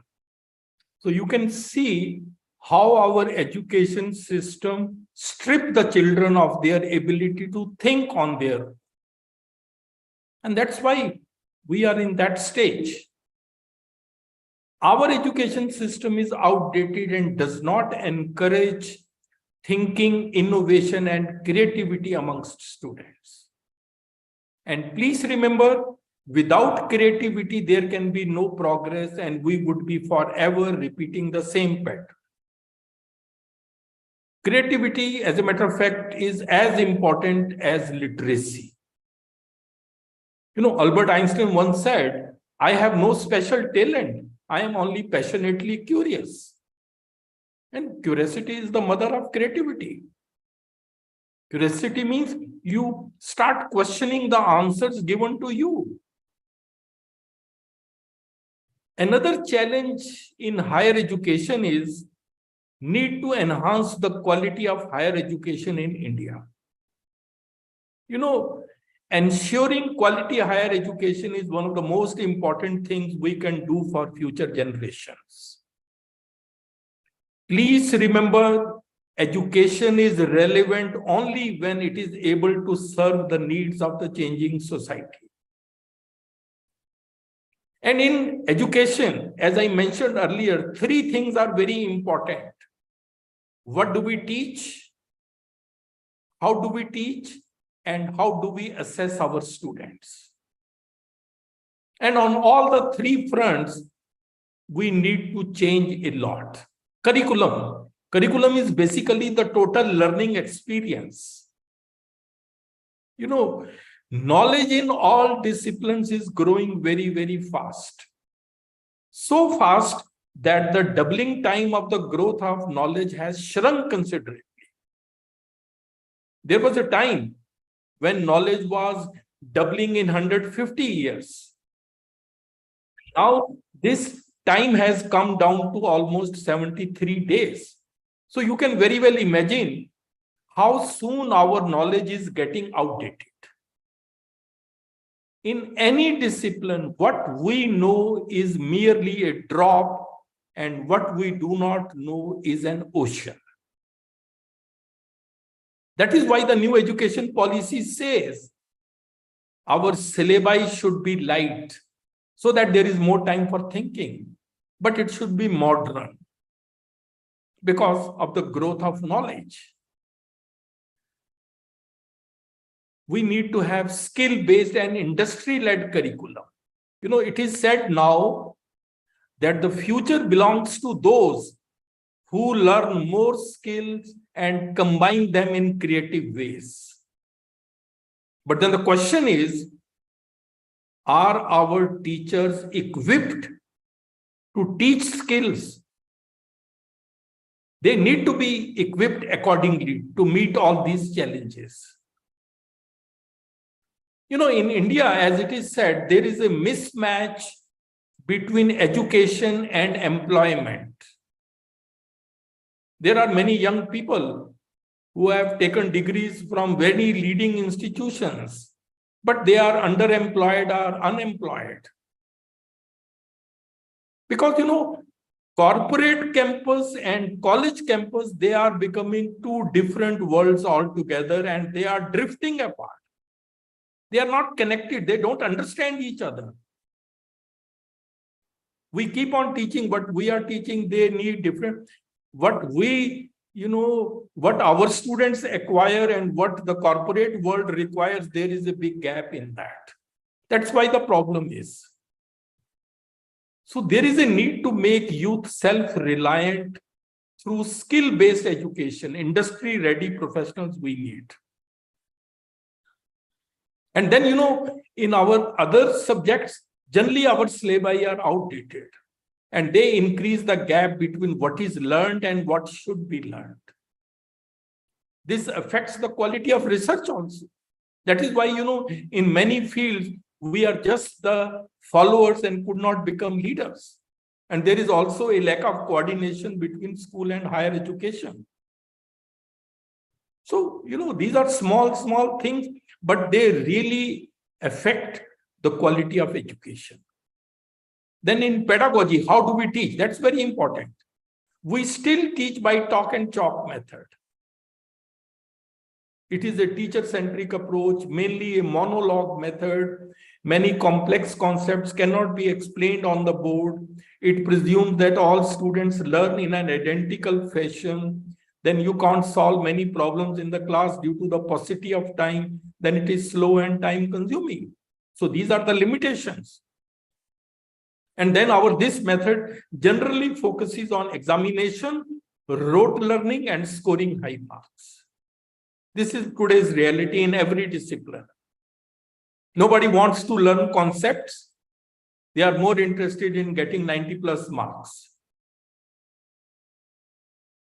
The irony of our country is focus is on well-filled minds, but what we need is well-formed mind. This is a real problem with our country. Real education is that which transforms the learners. Just as, there is a seed, it gets transformed to plant, and then plant gets transformed to tree. That type of transformation we need in our learners. And therefore, there is an urgent need to follow learner-centric approach to teaching. Because learning is not the product of teaching. Learning is the product of activity of the learners. We need to engage learners. That is what we need to focus on. And the thinking behind learner-centric education is that students learn best when they are engrossed in the topic, motivated to seek out new knowledge and skills, because they need them in order to solve the problems at hand. So this is the thinking. And all this is actually possible now in this information age, where you can get any information. And learner-centric education is not one method of teaching. It is so many where you can engage the learners. For example, in traditional learning, what do? Learner is told what they need to know, they memorize it, and then we assign a problem to illustrate how to use it. But we can now follow problem-based learning, which is learner-centric. A problem is assigned, student identifies what they need to know in order to solve the problem. They learn, apply to solve the problem. This is the problem-based learning. Similarly, we have project-based learning on similar lines. We have collaborative learning environment. I have some idea, you have some idea. We interact and share our ideas, and the best idea comes out. In this, there is a TPS collaborative learning strategy, think, pair, share.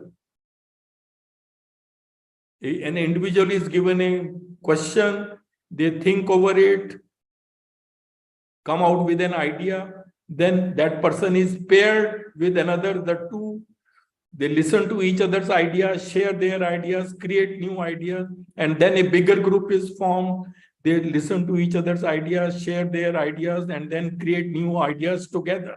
So that is think, pair, share, collaborative learning strategy. That means you turn a classroom into a collaborative learning community. That's basically the thing. So these are the new methods. And in this line, we have also the flipped classroom model. We will talk about this in detail. Here, teacher creates a video lecture on any topic and shares it with the student. Student watches the lecture at home. And then after watching the lectures 1, 2, 3 times, they prepare questions for the teacher. And then at school or at college, teacher will facilitate discussion, will answer students' questions, student will ask questions and participate in learning activities. So engaging the student, that's basically what I mean. But now these methods are becoming very, very popular, and we will take up these flipped classroom model later on in details. Even, if you look at the leading universities of the world, Harvard, Stanford, Wharton, in these universities, more focus is on case studies, experiential learning, project-based, problem-based learning, collaborative learning, etc., and very little focus on lecture-based learning. In India, we still focus on lecture-based learning. We will have to change. And then we also need to follow an integrated approach to teaching and learning. We sometimes teach subjects in isolation. If I'm teaching chemistry, I will teach chemistry as if it has nothing to do with other subjects. That we have to avoid. Integrated approach has to be followed, because this would help in interdisciplinary research, which is the need of the hour. Please remember, if we teach today's student as we taught yesterday's, we are going to rob them tomorrow. So teachers will have to change with the changing times. This is very, very important.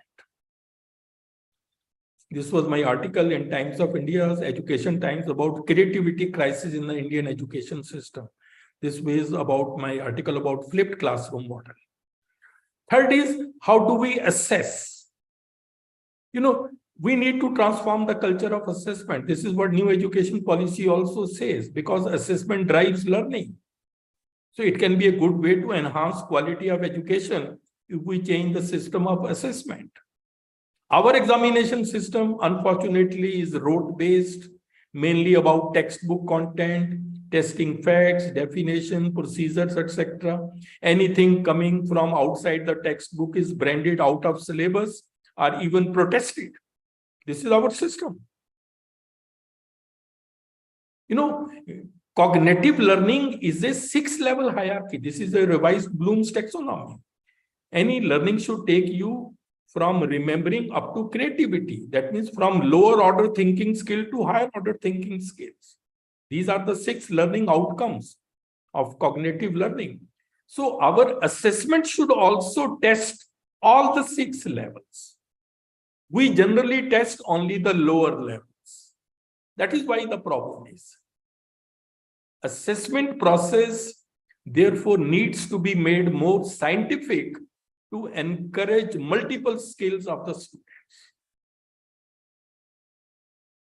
We need to have those questions which discourage rote learning, conceptual clarity, focuses on conceptual clarity, thinking, innovation, real life situation, enhanced problem solving and analytical abilities. For example, this QT has now become very popular.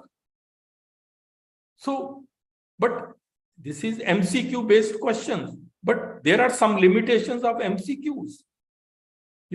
It's not possible to measure the ability to apply knowledge to complex problem or solve problem through MCQs. There is no opportunity for the students to demonstrate the depth of their knowledge sometimes. No opportunity to showcase their creative, logical, and analytical skills in these MCQs.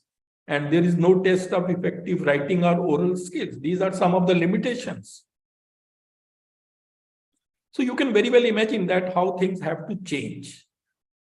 Another challenge is you need to embrace technology and become tech savvy. This is a very, very big change. You know, it's difficult to imagine education without technology in the 21st century. Look at this, what happens in one internet minute. You can just see 16 million text messages are sent in 1 minute. 4.1 million videos are viewed. On Facebook, there are 900,000 logins, etc. And now Japan is going to come out with an internet which is 100,000 times faster than the current speed. So you can very well imagine how things are going to change. But technology needs to be used strategically to benefit the students. Because excessive use of technology by the students has impacted adversely the generation of original ideas and hence creativity. This is the big drawback. Students have forgotten how to think. They get everything on, just on computer, on their smartphone, everything. Even they have forgotten to write with hands. Writing skills are missing. And ICT has impacted all areas of higher education. You know it very well. Look at this. This is a beautiful summary. ICT has changed the way teaching learning is done. E-learning and MOOCs are coming. In experimental work, virtual labs have come. In revision of syllabi, email, discussion forum, video conferencing, you can do much faster.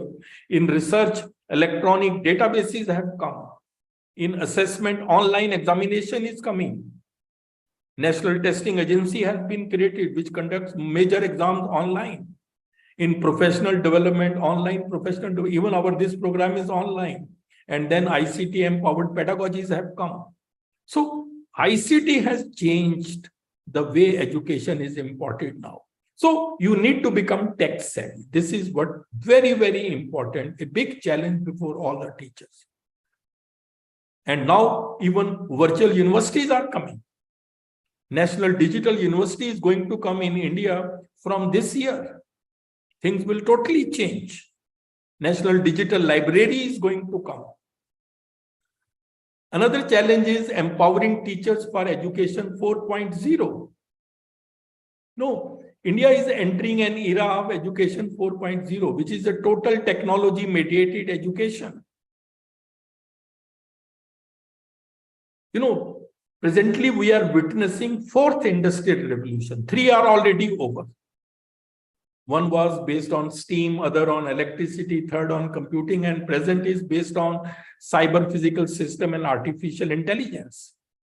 So education 4.0 needs to align itself with the needs of Industrial Revolution 4.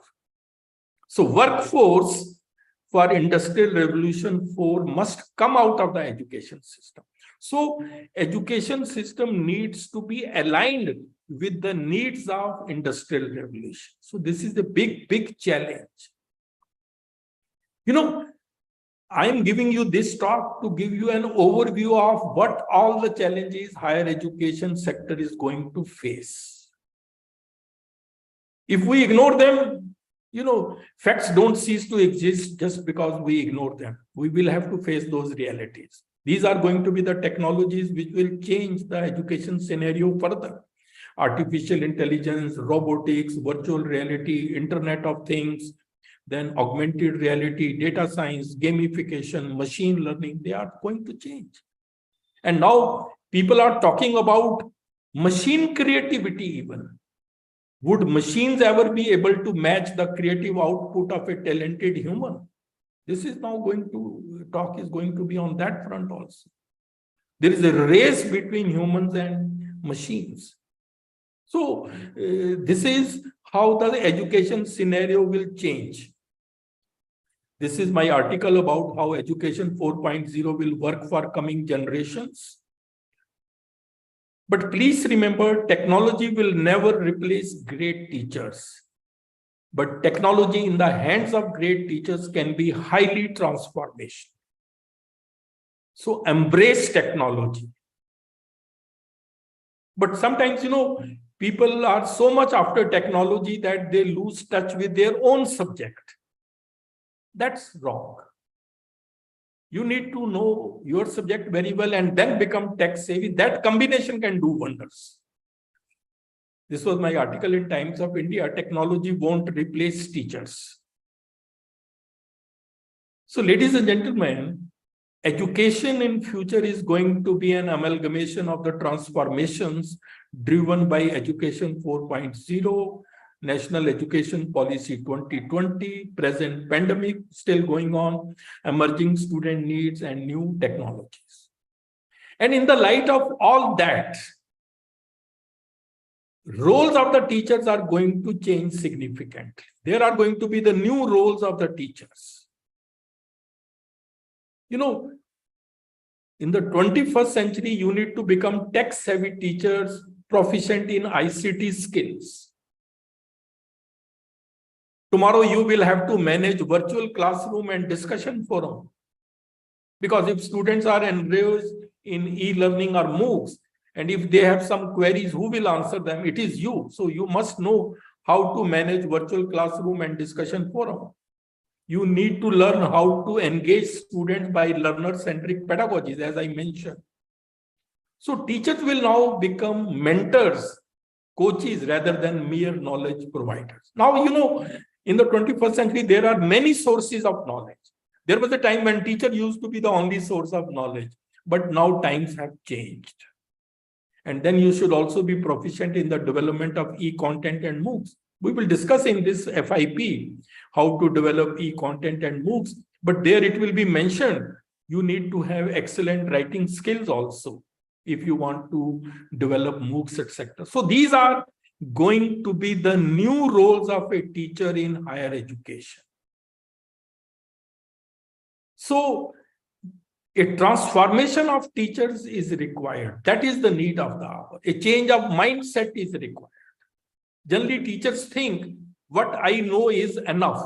That's wrong. I must learn more. That is the new mindset. You should be interdisciplinary in your thinking, upskilling, and learning other subjects. So, you know, look at the quote. Birds born in a cage think flying is an illness. So, mindset needs to change. So, regular professional development is the need of the hour. You know, this faculty induction program, I personally feel all teachers should attend because it presents you the current scenario. Rather, the senior most teachers should attend first because they did their post-graduation or PhD long back. So, and please remember, professional development is a journey and not a destination. So these are the things which I feel about teaching profession. Best minds should come to the teaching profession in view of its importance. Teacher education should be mentioned at the time of recruitment. You know, we just test the knowledge. But how to teach, how to introduce a topic, that comes under teacher education. There should be good promotional avenues. There should be awards and fellowships for excellence in teaching. Generally, most of the awards are for excellence in research. That's why sometimes teaching gets neglected. Our teachers should have conceptual clarity, skills, practical training, and regular professional development. And now coming to the last part of my talk, and I think this is the most important part, some life-changing tips for building personality. That's what I would like to give based on my experience. And this is very important. As I mentioned earlier, competence is determined by these three things: knowledge, skills, and personality. And personality is one which we neglect the most. Personality refers to a set of traits and behaviors that characterize an individual. Personality does not mean your looks. Please remember that. It's your thinking style. Look at this quote. Your personality can transform your future. So that's the importance of personality. First thing which I would like to share with you is that we should learn the art of living. We are so much engrossed in our work, tension, and all that, we have forgotten the art of living. The art of living means the capability to draw pleasure from life and to succeed in the greatest test called life. Generally, we have no knowledge much about the art of living. Very, very unfortunate.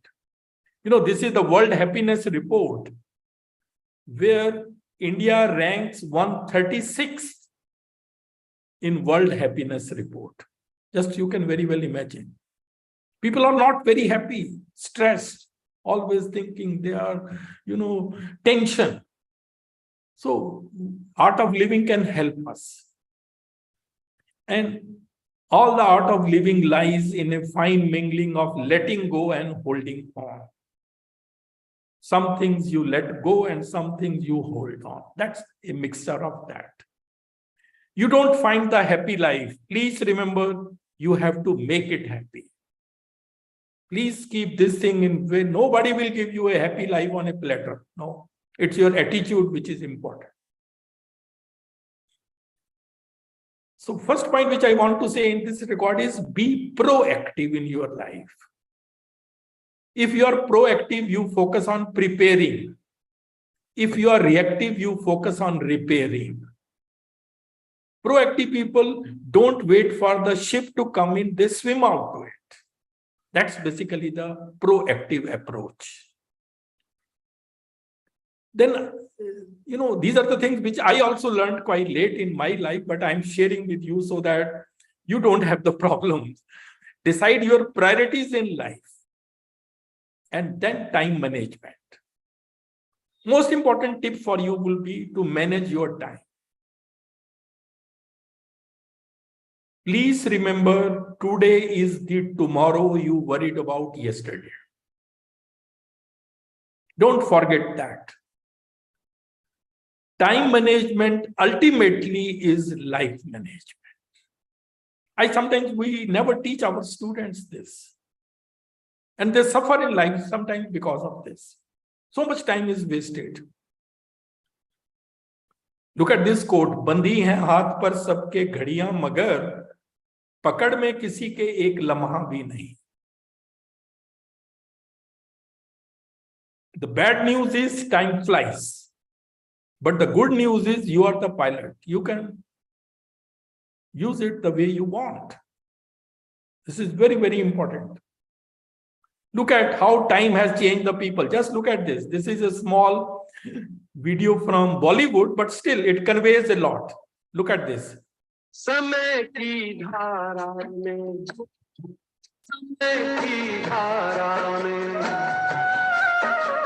उम्र बह जानी है जो घड़ी जी लेंगे जो घड़ी जी लेंगे वही रह जानी है.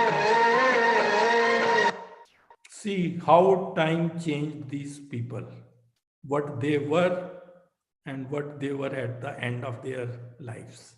Just see. So, वो कहते हैं ना कि समय से डर के रहो. और कई बार ये भी कहा जाता है कि कई बार बहुत दूर तक देखने की चाह में बहुत कुछ पास से गुजर जाता है. Don't let that happen. Every day is once in a lifetime. So learn to live in the moment. This is very, very important. This is what I would like to talk to you. Present moment is the only moment available to us. And it is the door to all the moments. So please live in moment. Life becomes more meaningful when you realize the simple fact that you will never get the same moment twice. Live in the moment. See, when we were, you must have heard this song. This was at one stage, very popular song.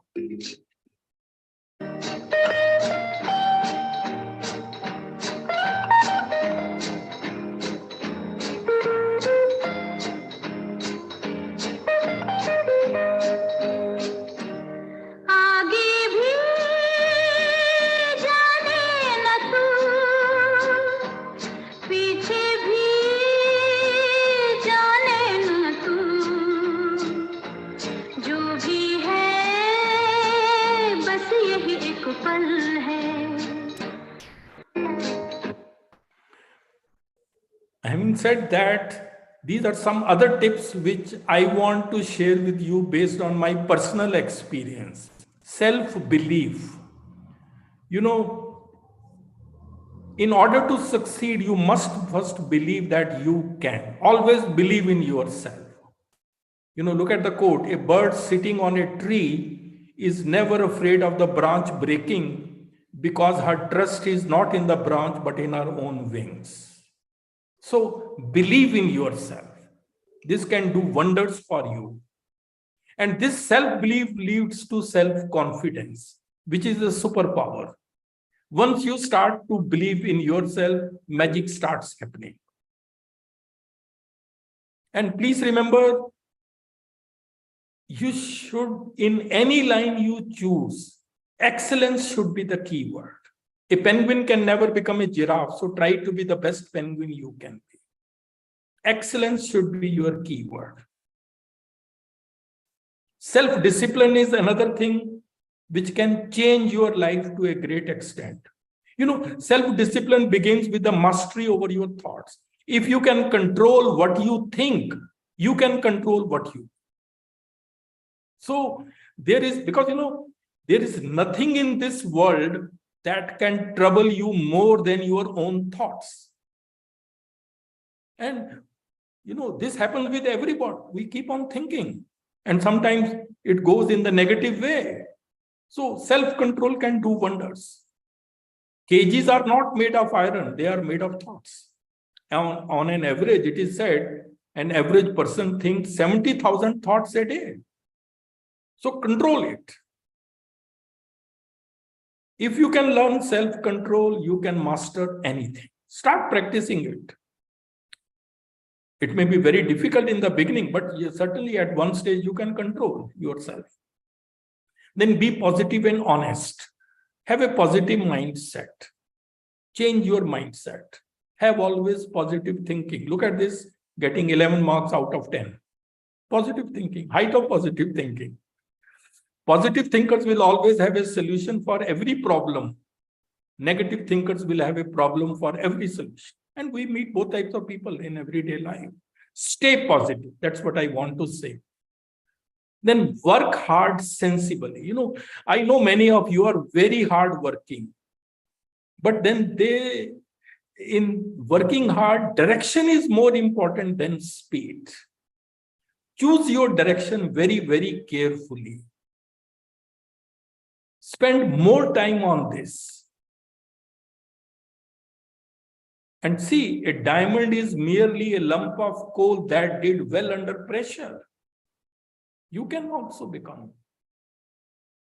And I used to tell to my students, work so hard that one day your signature will be called an autograph. So it's a question of working hard. No substitute for hard work. And please remember, no one rises suddenly in this world, not even the sun. Life is a process. Persistence pays, desire and will to keep going. Only the persistent can achieve their goals. Look at the right side. If you get 1% better each day for 1 year, you will end up 38 times better at the end of the year. And if you become 1% worse each day, you can see where you will be. So persistence is very, very important. Please remember, excellence is the gradual result of always striving to do better. This is a very important tip for all of you. And then come out of your comfort zone. Many of us are not able to achieve much because they start living in the comfort zone. Please remember, life begins at the end of your comfort zone. It's only after you have stepped out of your comfort zone that you begin to change, grow, and transform. So come out of that comfort zone. Then many of us also have the fear of failure in life. You know, this is what happened with me also, and I'm sure it must be with many. Overcome the fear of failure. जब तक तुम डरते रहोगे, तुम्हारी जिंदगी के फैसले कोई और लेता रहे. So overcome that fear of failure. There is a very famous Chanakya quote: as soon as the fear approaches near, attack and destroy it. Failures can be the pillars of success depending on how you take them. And please remember, your attitude towards failure determines your altitude after failure. So have a right attitude towards failure. And then worry is also sometimes, which is very common amongst us. Stop worrying and start living. You know, worry is a misuse of your imagination. We suffer more in imagination than in reality. Keep on worrying, keep on thinking, and the negative thoughts and like overthinking. Sometimes overthinking leads you to situation out of nothing. And you know, one day you will look back and realize that you worried too much about things that don't really matter. But by that time would have gone. You can't undo that. Prudence demands you control yourself now. Then one more quality, empathy is very important. This is very important for all of us. Interpersonal relationships. It helps to connect with another person. Empathy is seeing with the eyes of another, listening with the ears of another, and feeling with the heart of another. That means you put yourself into another's shoes. That is empathy. And look at this video. I liked it very much, therefore I am showing it. Just 2 minutes. I recently came across this image and story and had to share it with you. The man in this picture doesn't know that there is a snake underneath. The woman doesn't know that there is a stone crushing the man. The woman thinks, I am going to fall and I can't climb because the snake is going to bite me. Why can't he use a little more strength and pull me up? The man thinks, I am in so much pain, yet I'm still pulling you as much as I can. Why doesn't she try and climb a little harder? The moral is, you can never see the pressure the other person is under, and the other person can't see the pain you're in. This is life. Whether it's with work, family, feelings, or friends, we should try to understand each other a little more. Try to see the situation from the other person's point of view. Put yourself in their shoes. Learn to think differently. Be more open to other perspectives and opinions. A little kindness and patience goes a long way. Everyone we meet is fighting their own battle. Some you will never hear about. You may wish other people would be more understanding and compassionate and helpful to you. So be all those things for other people. Lori Deshen once gave some priceless advice. She said, practice the pause. Pause before assuming. Pause before accusing. And pause whenever you're about to react harshly. You might avoid saying things you'll later regret. Be kind to each other. So you can see how important is this empathy. Because you know, when you see yourself in others, it is impossible to hurt anyone else. That's basically empathy.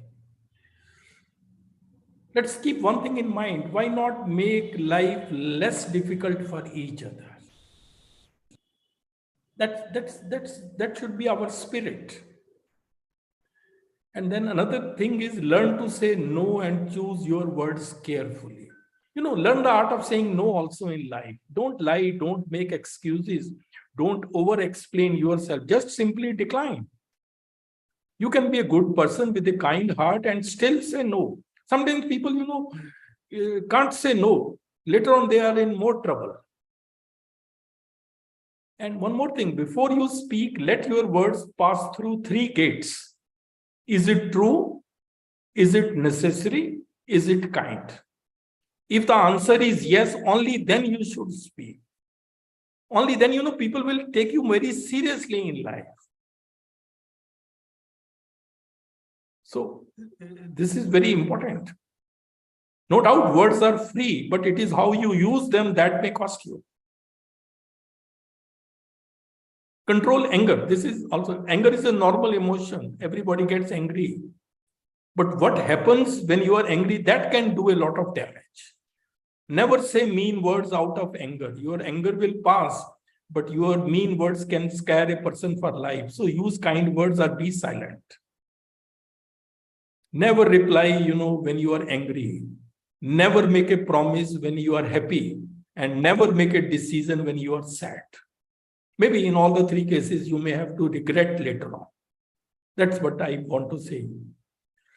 And one more thing, psychology says beneath anger, there always lies some fear. Think about this. Yes. And then no to arrogance. Arrogance is something one needs to avoid. There is a difference between confidence and arrogance. Both look similar, but the sources are different. One comes from self-belief, which I told earlier. But arrogance comes from ego. So this is a very famous quote. कभी किसी चीज का घमंड आ जाए तो शमशान का एक चक्कर लगा आना, तुमसे बेहतरीन लोग वहां राख बने पड़े. So if you keep this thing in mind, you will never get arrogant.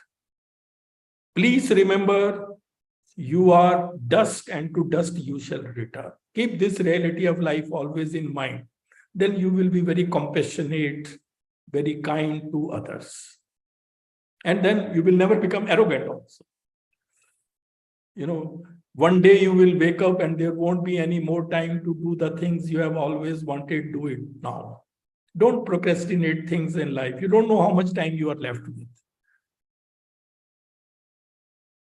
Another positive thing which I want to say is have a high opinion of yourself. Having a low opinion of yourself is not modesty, it is self-destruction. So holding your uniqueness in high regard is not egotism, it is a necessary precondition for happiness and success.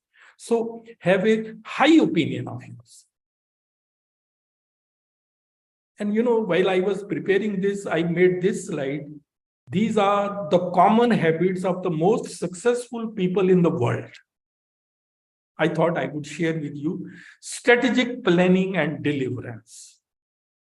Laser sharp focus. Determination. Risk-taking ability. Courageous. Health and fitness, of course, very, very important. And then hard work and consistency. Never give up attitude.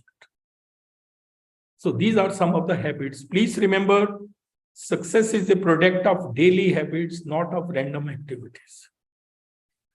And you have to take care of your health. Very important, because it is the only place you have to live. Even the intelligence and skills will function at the peak of their capacity if your body is healthy and strong. Look at those people whose health gets deteriorated, then they realize. But again, it's too late. So, ladies and gentlemen, ultimately, at the end of the day, your biggest competition is with you. Challenge yourself. You have to win over yourself. This is very, very important. You don't have the problem. You are the problem. Your mindset is the problem. Your attitude is everything. स्वर्ग भी तू है, नर्क भी तू है, इन दोनों का फर्क भी तू. जिंदगी छोटी नहीं होती है, लोग जीना ही देरी से शुरू करते हैं. जब तक रास्ते समझ में आते हैं, तब तक लौटने का वक्त हो जाता है. फिर उस समय क्या फायदा. So your performance ultimately will depend upon your potential minus interference. This is the equation, you have to keep it in mind. Many of us are not able to perform well because of interference coming in a big way. So you have to minimize that interference. Unlock your potential. Try to be the best version of yourself. That's the lesson which you should take it. You know, these are the things which I learned very late in my life. Therefore, I wanted you to learn from this. Otherwise, you know, it's said, realization comes to everybody in one's life, but generally by the time it comes, it's too late. What's the use in that case? It's never too late to be what you might have been. Even you may be 30, 40, 50, 60, any age, whatsoever time has gone, has gone. You can still accomplish your goals, provided you follow these things. So this is the life mantra. Live every second of your life. Live in present. Stop worrying about future, because ultimate future of all of us is death. So we can't stop that. Stop worrying and start living. Forgive people and forget. Try to stay positive. That's basically what I would say. And we suffer in life because of attachment. The root of suffering is attachment. Excessive attachment to anything in life makes you mentally enslaved. So what I would say is stay connected but not attached. Although difficult, very difficult to implement it, but still you should keep this thing in mind. One day you will just be a memory for some people. Do your best to be a good one.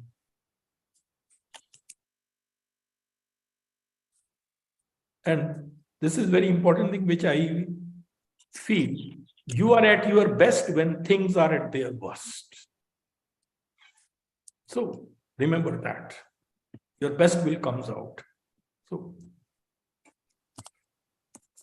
challenges keep us fresh.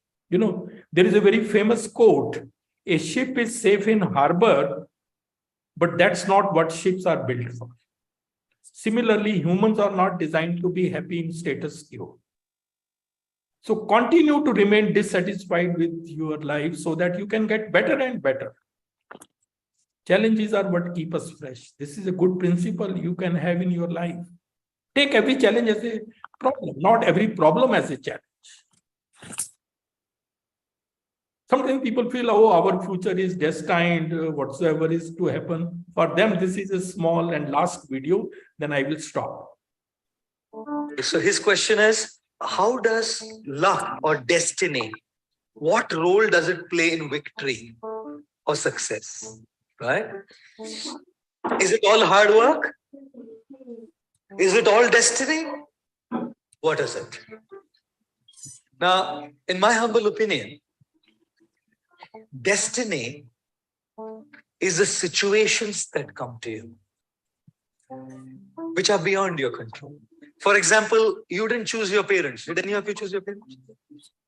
You were destined. That was destiny. You were born. ऐसा नहीं बोले ये मेरी बाप, ये मेरे माँ, मैं अवतार दूंगा इनसे. Have you ever thought like that? Never. Did you ever choose your looks? ऐसा नाक होगा. Did you choose? No one looks as good as their Facebook profile picture, and no one looks as ugly as their Aadhaar card picture. No one. No one looks like that. Correct? So situations are destiny. You didn't choose them. They came to you. If someone comes and insults me, I didn't choose it. It came to me. That situation is destined. But my response to the situation is my choice. Response is not destiny. What I choose is my choice. And when I choose it, that decides my future destiny. This is why they say man is the maker of his destiny, not situations. Situations will remain what they are, but how you respond to those situations is completely and entirely your choice. So now, for example, some of you may have just got admission in a mediocre, simple college. Why? You couldn't crack it. To go to IIT Mumbai, you couldn't crack it to any of those places. No issues, right? It's not that only IITians succeed, is it?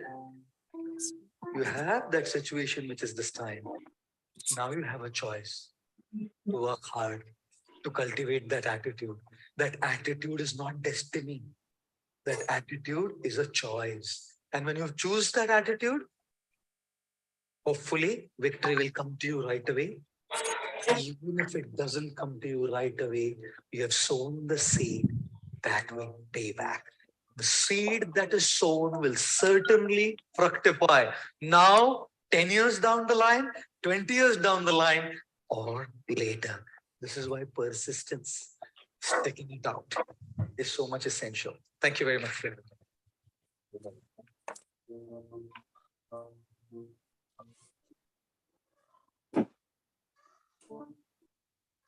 Thank you very much.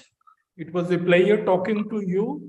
And I just wanted to give you an overview of what are the challenges which I think going to be there in higher education sector in the 21st century. And what all you need to do if you really want to excel. These are some of my personal views which I wanted to share with you. Thank you very much for your patient hearing and hope to see you again. Thank you very much. Thank you so much, sir. I think it was really an eye-opener and a motivating session for all of us. And in every lecture, maybe I have listened to you, maybe more than 100 sessions, but then there is a new element, and especially these quotes that you have added, they are like life lessons. And definitely all my colleagues will also resonate with me in this. And let me ask my colleague, Dr. Rachan, if she's around, she can sum up what's, yeah, please, Dr. Rachan, yeah. So, Professor Bakshi, this is not the first time I'm listening to you. And as always, it's a great pleasure listening to you. I mean, your audio-visual style and the way you present it, the motivational and the inspirational quotes, they all of it makes it a very, very interesting talk. And from the, the comments that I'm reading, I am not the only one who enjoyed your talk. So thank you very much for giving this very interesting presentation. And it's a very positive way of starting our 1 month FTP. Thank you very much. I express my gratitude on behalf of the team, organizing team, as well as the participants. Thanks a lot. Thank you. Thank you very much. Thank you. Thank you. Thank you, Dr. Rachan. And I will rather request some of the participating colleagues to please, you can put your hands and we can tell the technical team to make them co-host, and they can also unmute.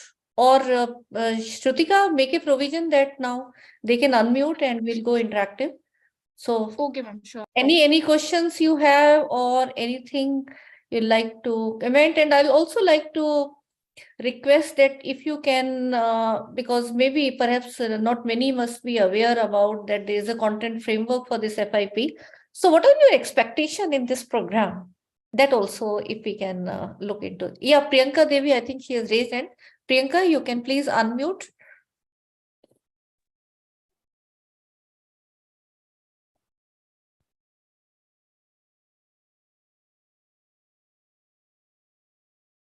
Priyanka Devi, can you just write if it is? I hope you can unmute. Shrutika, make the provision where everyone can unmute. Ma'am, I have made it. Okay. Or if it is by accident you have raised hand, then it's fine. Yes, please write in chat those who will like to interact right now. I am happy to see Professor Savita Roy also there. Thank you. Yeah, it was very interesting talk. It was actually very interesting talk. I don't know, but was quite rich. And even if teachers take 20% of it, your job is done. Okay. Okay. Thank you. Thank you very much. Very nice. Nice session, sir. Who is speaking? Maybe some of you please introduce yourself also, because we'll be joined by Professor Ved Prakash at 6:30 because it will be 5 a.m. At that time for him. So in between, we can use the time to interact with you. Hello, good evening, ma'am. Am I audible? Yes, please. Go ahead. I'm Dr. Mala Upadhyay from St. Xavier's College, Patna. Okay. Okay. It was an informative session, sir. I would say it was very informative, and I was highly impressed. Each and every slide was so involving. So I must appreciate the efforts put in by you, and we loved it. I'm sure the comments that are coming, it must be feeling as if they are actually felt by the members who have attended. It was very motivating, and I was impressed, highly impressed. Thank you so much for such an enriching and informative session, sir. Thank you. Thank you very much. Dr. Anita, I'm also looking forward to your inputs as participant. That what are you looking for really in this 1 month program? What are your expectations? Good evening, ma'am. Yes, please. Very, very inspirational and motivational lectures, sir. And we have heard you before also. I've attended the faculty induction program during. May I request others to please, because this is what happens that, and my team to please look into that. Yeah. I repeat, ma'am. Good evening, everybody. I'm Dr. Anita Garg Mangla from Daulatram College. And sir, as before, we have attended more programs with you, and your lectures have always been absolutely motivational and inspirational. And in the previous faculty induction program I've attended, we have heard, but content always has something new to gain from. So last time also it was really inspirational, and in the end also at the time of valedictory also you appraised of a lot of things in a very simple way. So we always look forward to become a better version of ourselves by listening to your motivational and inspirational words. Thank you so very much. Thank you. Thank you very much, please. Thank you. Thank you.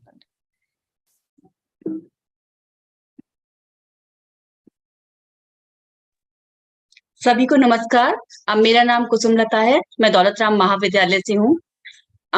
Bakshi sir, आपको बहुत बहुत नमस्ते। और आपने जिस तरीके से हम सबको इतनी मोटिवेशनल टॉक के जरिए बताने का प्रयास किया कि हम इस शिक्षा के क्षेत्र में सबसे पहले अपने आप को पहचाने, वो उत्साह, वो भाव हम अपने भीतर लेकर आए, तभी हम कुछ नया कर पाएंगे। आपसे उत्साहित होकर मैं सिर्फ 2 पंक्तियां कहना चाहती हूँ कि जी करता है पंख लगाकर ऊंची भरूं उड़ान, और तोड़ के बंधन सारे अपने छू लूं ये आसमान। किसे पता जो आज है मेरा कल हो न हो मेरे साथ, और इन्हीं नए सपनों से मैं बुन लूं अपना आकाश। तो ऐसा ही कुछ आकाश इस शिक्षा के क्षेत्र में बुनने के लिए इस FIP को हमने ज्वाइन किया है। Thank you so much sir. Thank you. Thank you so much. ये जो हिंदी वाले हमारे कोलीग्स हैं, जो उनमें ये स्किल है, हम साइंस वाले वो लैक करते हैं डेफिनेटली। यस, अभी मेरे प्रश्न का उत्तर नहीं आ रहा है। क्या एक्सपेक्टेशंस हैं इस प्रोग्राम से? सिर्फ नाम देख के ज्वाइन कर लिया कि प्रमोशन के लिए चाहिए, but then in terms of content, what are you waiting to learn from this? I like to listen on that so that we can design this also accordingly. Yes. Okay, so good evening all of you.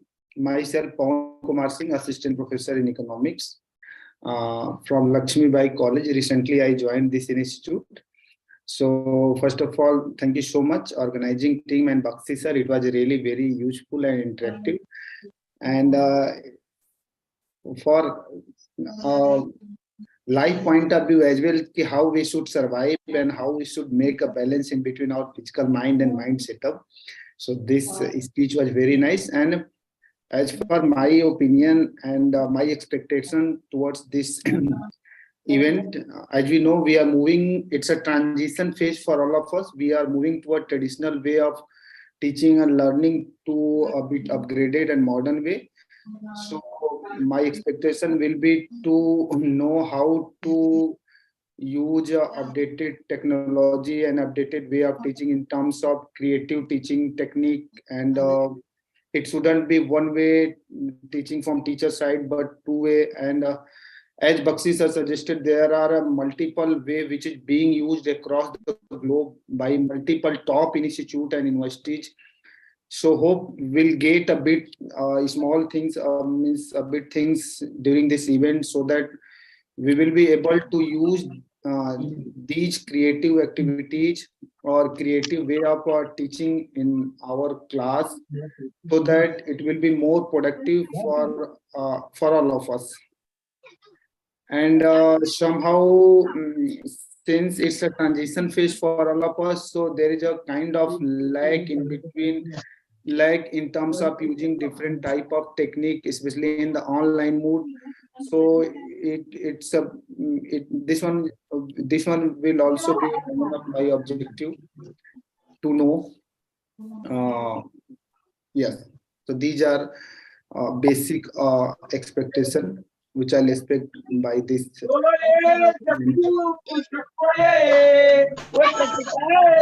Shrutika, I think you can mute everyone. Hello.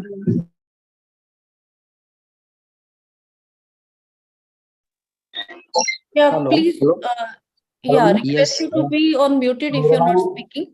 So, Dr. Pawan, first of all, yeah, I'd like to comment on that. Thank you so much for putting those important points. And definitely, as we change, the technology is very important part, and you can see in the modules also how technology will be impacting all the curriculum design, as well as teaching, learning, as well as assessment, and some basic tools which will be required for your professional requirement. And what we have designed is, let me apprise you, is almost 50% will be hands-on session. Other 50% will be speaker driven, and there will be also some recorded videos over and above these live sessions which will be provided to you. They are very structured videos, and they also will be a part of fulfillment of this FIP, because otherwise the full 1 month program. So that's how we have designed, where you can watch these videos also in a flexible mode, and how you can access and all we will be telling you in detail in the Monday part. And we will keep a thing that will also inform you that when you have to be ready with your laptop or desktop, because when you have hands-on, then just watching from mobile will not be doing the full justice. So that's how we are designing that even if you are taking your classes, and by the time you reach back, we'll be keeping the very last session almost from 5:30 to 7, mostly for the hands-on, so that you are there and you can focus, do the screen sharing. If there is a problem coming, you can share us your issue, and right there the resource person will be helping you through that hands-on part. So that's how we are designed. Although slight variation may happen because of some availability of other resource person or the same person, and but we will be informing you one day in advance that this is the session which is going to be hands-on. So be around your desktop or laptops in your this online mode. Yes, can I go to other? I think Dr. Rahul has also raised his hand. Dr. Rahul? नमस्ते ma'am, बहुत ही शानदार sir का ये भाषण इस सत्र था। Sir को बहुत शुभकामनाएं। सर मैम, एक मेरी उत्सुकता थी कि जैसे मैं लिटरेचर का अध्यापक हूँ, नया अभी ज्वाइन किया हूँ, तो लिटरेचर के बच्चों का मोराल थोड़ा सा लो रहता है कंपेयर टू अदर स्ट्रीम, खास करके हिंदी लिटरेचर का। तो क्या इनके लिए हम कुछ कर सकते हैं, इस तरीके से इनके मोराल को और ऊपर ले जाकर हम काम कर सकते हैं? बिल्कुल विल भी इस बात के ऊपर हम देखते हैं, और स्पेशली हमारे कुछ सेशन होंगे जो साइकोलॉजिकल एस्पेक्ट पे होंगे, इमोशनल काउंसलिंग। तो आप बच्चों की कैसे कर सकते हो, उनके जो क्लास में अदरवाइज कई बार होते हैं उनके फैमिली बैकग्राउंड में कुछ चल रहा है और उसकी वजह से उनके ऊपर नहीं है, तो जो टीचर स्टूडेंट काउंसलिंग का जो एक वो है, they will be session focused on this. Specially मैंने प्रोफेसर एनके चड्डा सर को रिक्वेस्ट किया है that he will be catering into the time management, stress management, the emotional component of the teaching learning processes. So ये सारे हम बिल्कुल वो करेंगे, and thank you for bringing this point into highlight. Yes, Dr. Prashant.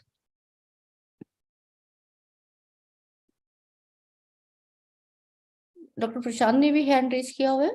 If it is by accident, then I can go to Dr. Sushil Kumar.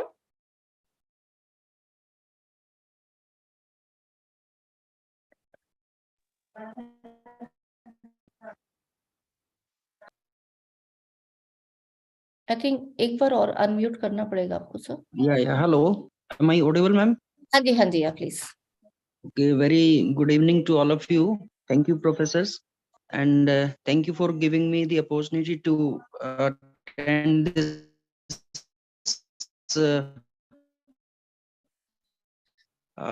faculty induction program. I think thing is that motivational speech given by the professor sir. And one more thing I want to say, as ma'am said initially in her talk, that many of the newly joined professors from the Vedic College, I think from Badod, they have joined. So similarly from Dhanori PG College, I think 8 professors, assistant professors have joined this faculty induction program. And during this 1 month, I think we all will be able to transform ourselves so that we can give the best to the students and best to the society. And we can change ourselves, we can have some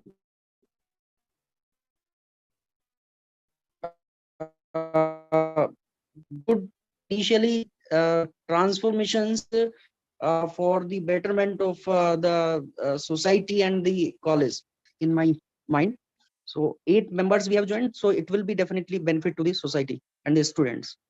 So, and thank you for giving me the opportunity for saying few words. Thank you for the excellent and the motivational talk given by the professor sir. Thank you, ma'am. Thank you so much. और बहुत ही अच्छा लगा कि आपके institution से 8-9 colleagues ने join किया है, so it will be really impactful in the coming years. Next I will request doctor Radhika. See her. Yes, ma'am. Am I audible? Yeah, please. Yeah. Good evening, everyone. I am Dr. A. Radhika from the Department of Psychology, Lakshmi Bai College.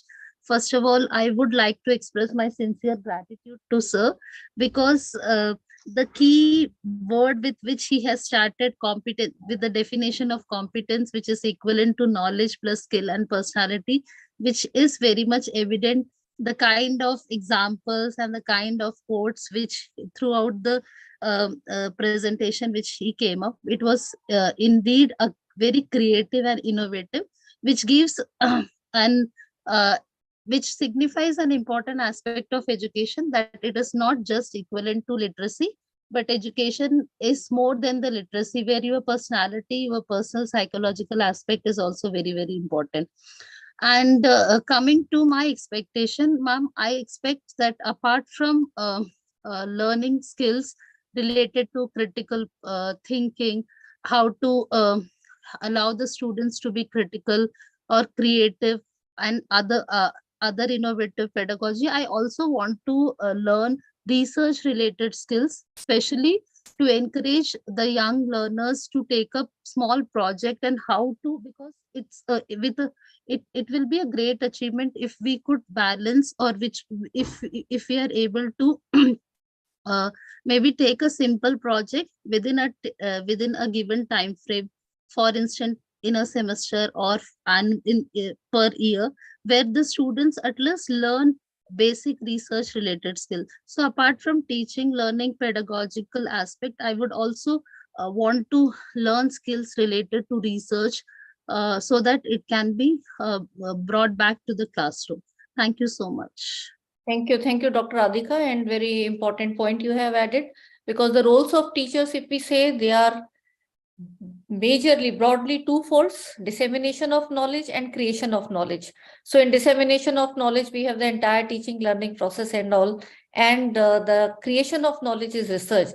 But then in the light of NEP 2020, which is being integrated, already done by Delhi University, and many others are also on the way, there is a sincere component of research at UG level. So that will also prepare the teachers to be guiding these students, mentoring these students into how small research can be done. And then later on, obviously, it will be providing a seed to nurture into full-fledged research in their further higher education part. So thank you for that input. May I request, I think Dr. Tarun Kumar is there. Thank you so much. Thank you, ma'am. Thank you so much. I am Dr. Tarun Kumar. I teach ancient Indian history in Sri Guru Tegh Bahadur Khalsa College, Delhi University.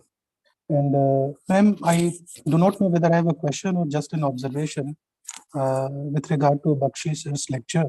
He was talking about the origins of the present education system to the times of Industrial Revolution, where he mentioned that education was given to people in such a manner that they serve industry.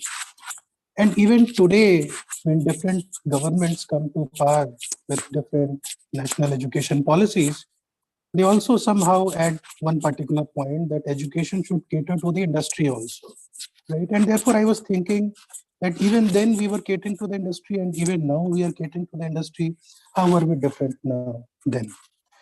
I would be very happy if Professor Bakshi can make some comment on this. Thank you so much, ma'am. Sir, you like to please? Yeah. You'll have to unmute yourself, sir. You're on mute.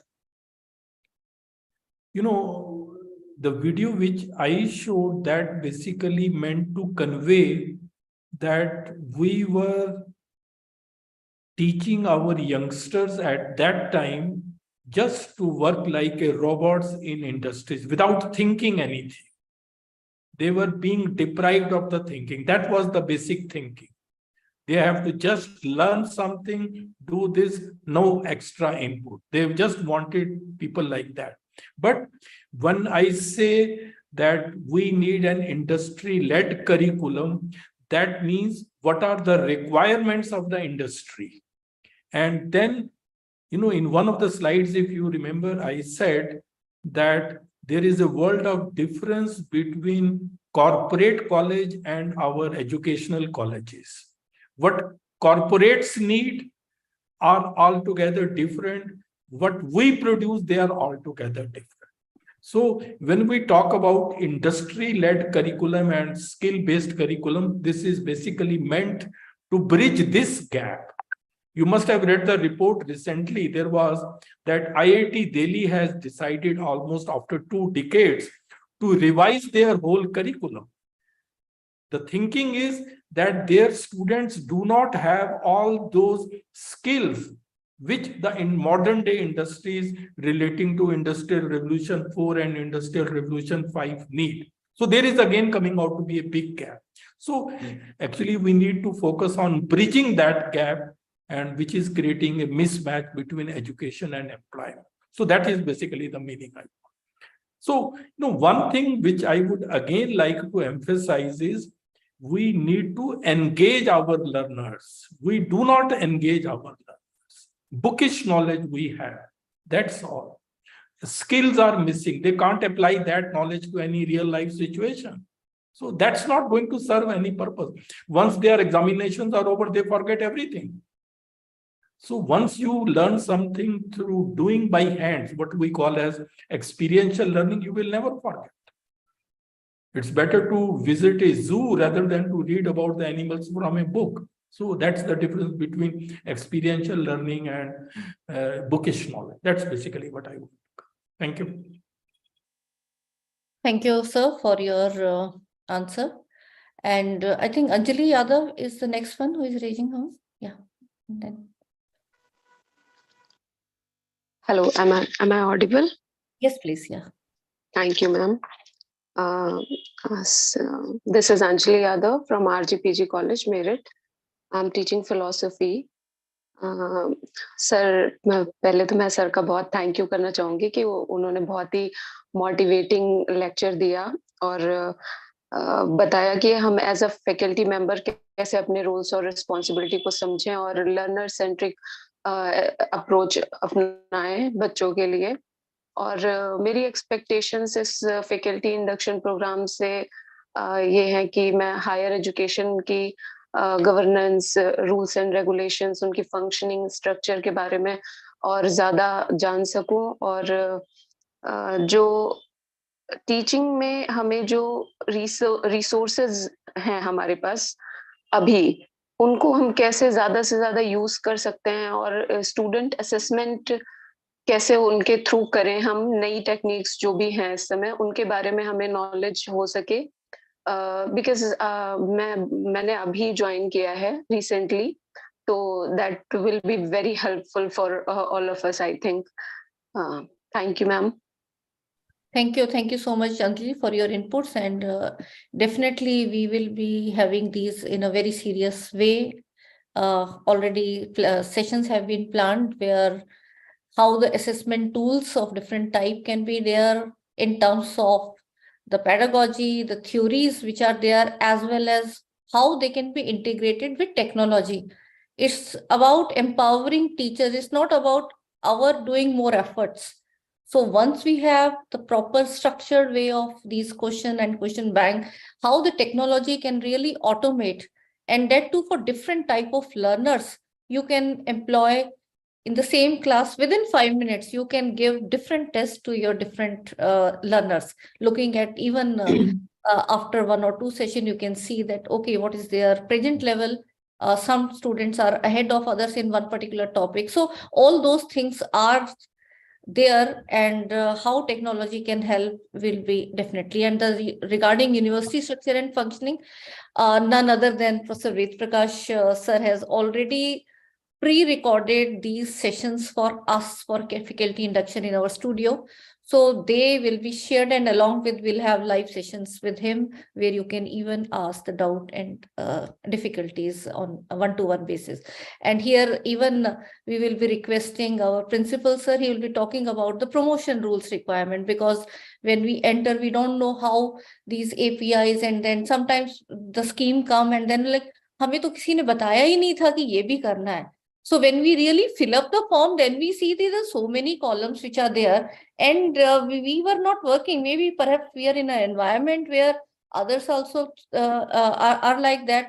If others, like if your senior teachers are there, okay, then they take us along. So it depends upon, but it should not be dependent upon your environment. It should be each and every individual teacher should be knowing what our duties are there, how we can progress in our professional space, how we can contribute. Once we are expert in some particular area, we can contribute at the national level, at the state level. So many avenues come, and we'll be sharing about these. So thank you for your input there. I can see Kavita. Good evening, ma'am. Sorry to interrupt you in between. This is Dr. Garima Malik from RGPG College. Ma'am, there is one query in the chat box. I think Priya Gupta is unable to unmute herself. Okay. So I will read her comment.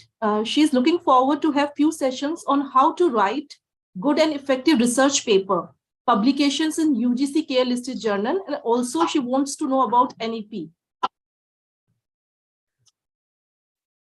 Yeah, definitely. How to write research paper, and then tools also will be covering some, and some part again here I'll be, because see, this is such, I will say this is a master program, how it has been designed.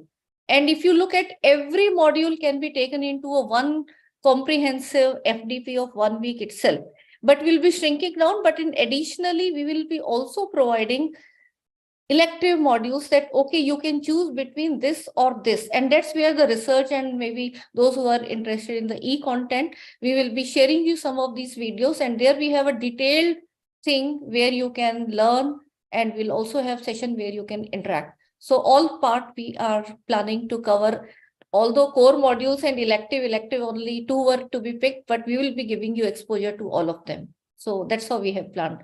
And yes, I think last comment, maybe Professor Ved Prakash sir has already joined. May I request Shrutika to please make him co-host? And last question from or interaction from Kavita Yadav, please.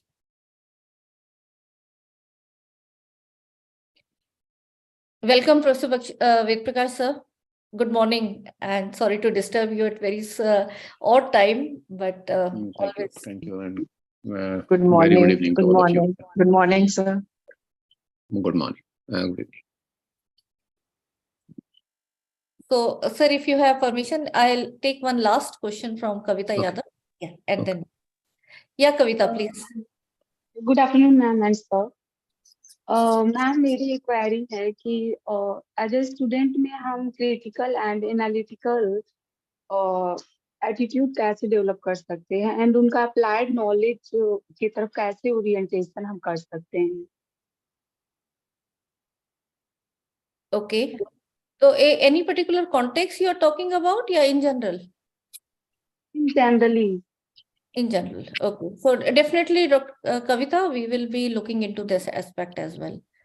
Okay. So thank you everyone so much for this interactive session, and we will be interacting with all of you as we progress further. It's going to be a good long 1 month of interaction with all of you.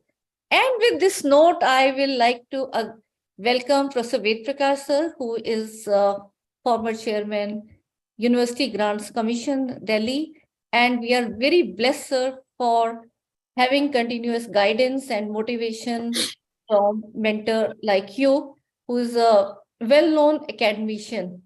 Although I have already introduced him to you, and without wasting any time, I will rather request Professor Ved Prakash sir to be enlightening us on way forward for higher education. So he'll be giving the plenary address, which again is going to be setting up the entire pace for this 1 month faculty induction program. And before I request Professor Ved Prakash sir, I will request Professor Bakshi sir to please add a few words for him. Yeah, please, sir. Sir, I think you are on mute. Good evening, everybody. I don't know what more to say about Professor Ved Prakash, because, telling anything about him would be like carrying snow to the Himalayas.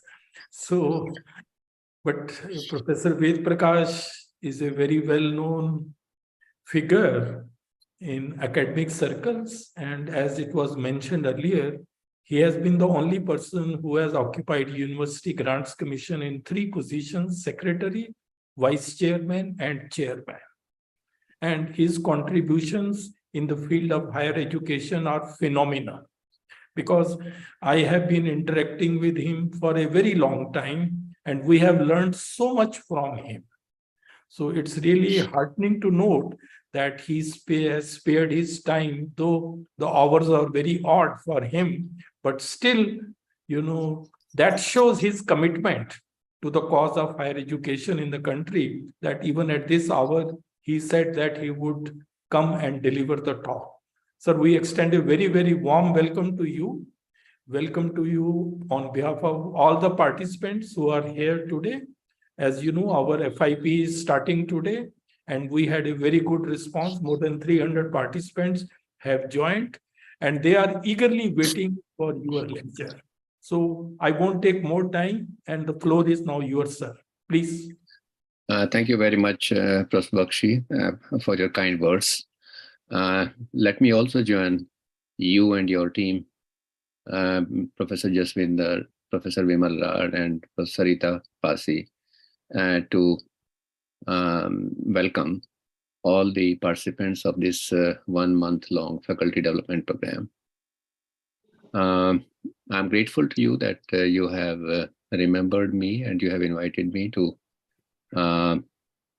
talk to the distinguished participants from different parts of the country. Professor Vimal has asked me to speak about the way forward for higher education. What I propose to do during the next 30, 35 minutes or 40 minutes, I'm going to reflect on 4 different aspects of higher education. I'm going to touch briefly the development of higher education. I would also be reflecting on the changing scenario and the recent trends in higher education, globally actually.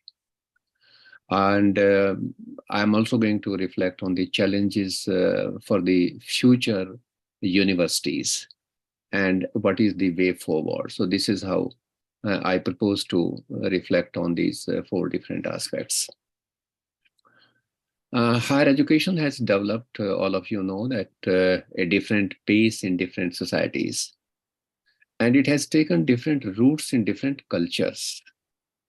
If you look about the development of the international higher education, some of the institutions of higher learning existed long before the establishment of the universities and colleges. One can quote about the Plato's Academy, which was established in 387 BCE. For a very long period of time, higher education was meant only for the privileged lot. And in earlier times, when it was meant for the privileged lot, higher education institutions were focusing only on teaching and learning of language, religion, local laws, and preservation of intangible assets of particular countries. Most of the branches of study in those days were seen to be related to humanistic perspective. We did not have the structures of disciplines at that point in time. It was only after the establishment of the European universities in the late 11th and early 12th centuries when the idea of faculty began to emerge at a very slow pace. And this idea of faculties gained a momentum during the 19th century with the emergence of the Humboldtian model of higher education, which essentially means 4 things. One is relating to the structures of disciplines when we created the disciplines in the name of geology, botany, history, economics, and commerce. Self-governance.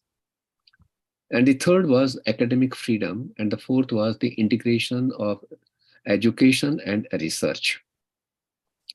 The Humboldtian model of university system continued to dominate higher education for over a century. Some aspects of the Humboldtian model began to disintegrate with the emergence of newer areas of study during the first half of the 20th century. Gradually, the walls across the disciplines started fading away. This is what was recommended by Professor Yashpal Committee when he said that we need to dissolve the boundaries between the disciplines that we have created. Consequently, what has happened is that interdisciplinarity and collaboration across different faculties became a strong feature of teaching and research activities within and across the universities. This is the global scenario as of today. Several modern subjects which were unheard of some years ago began to be seen as part of newer emerging disciplines like automation, like artificial intelligence. We were not hearing such disciplines in 80s or early 90s in the last century. The present century is seen as an extension of the previous century, actually, with emergence of newborn scientific disciplines with interdisciplinary focus. And consequently, now what we could see is discernible transformation in various facets of higher education, be it on demand side, or on supply side, or on a structural side, or on pedagogical side, or be it on certification side. You can also experience this kind of this kind of change during the introduction of this 4-year undergraduate program or 1-year master's level program, and the after effect of the introduction of the new National Education Policy 2020. Higher education in our country has entered into a massification phase, actually. We have a different definition of massification of higher education, unlike the school education, wherein we expect 100% enrollment. The massification, according to Tyler, in higher education is when a country transits from 20% of gross enrollment ratio to 25% of the gross enrollment ratio. Latest survey of higher education has come out. It was, I think, released on the 20th of the last month by the Ministry of Education, which shows that the gross enrollment ratio in higher education in India has touched 27.6 mark. I mean, the enrollment, which used to be 37 million, has increased to 42 million now, 4.2 crore. Students in the age cohort of 18 to 23 are now, accessing higher education in the country. As a result of which, what is happening is that there is a social demand, actually. for higher education, greater social demand for higher education. And this is not the phenomenon in India, this is the global phenomenon actually. Campuses are increasingly diversifying due to swelling aspirations of people, particularly of the middle class population. And along with that, what is happening, you would have also realized in your own institutions, that there is a growing demand for both equity and quality across the globe.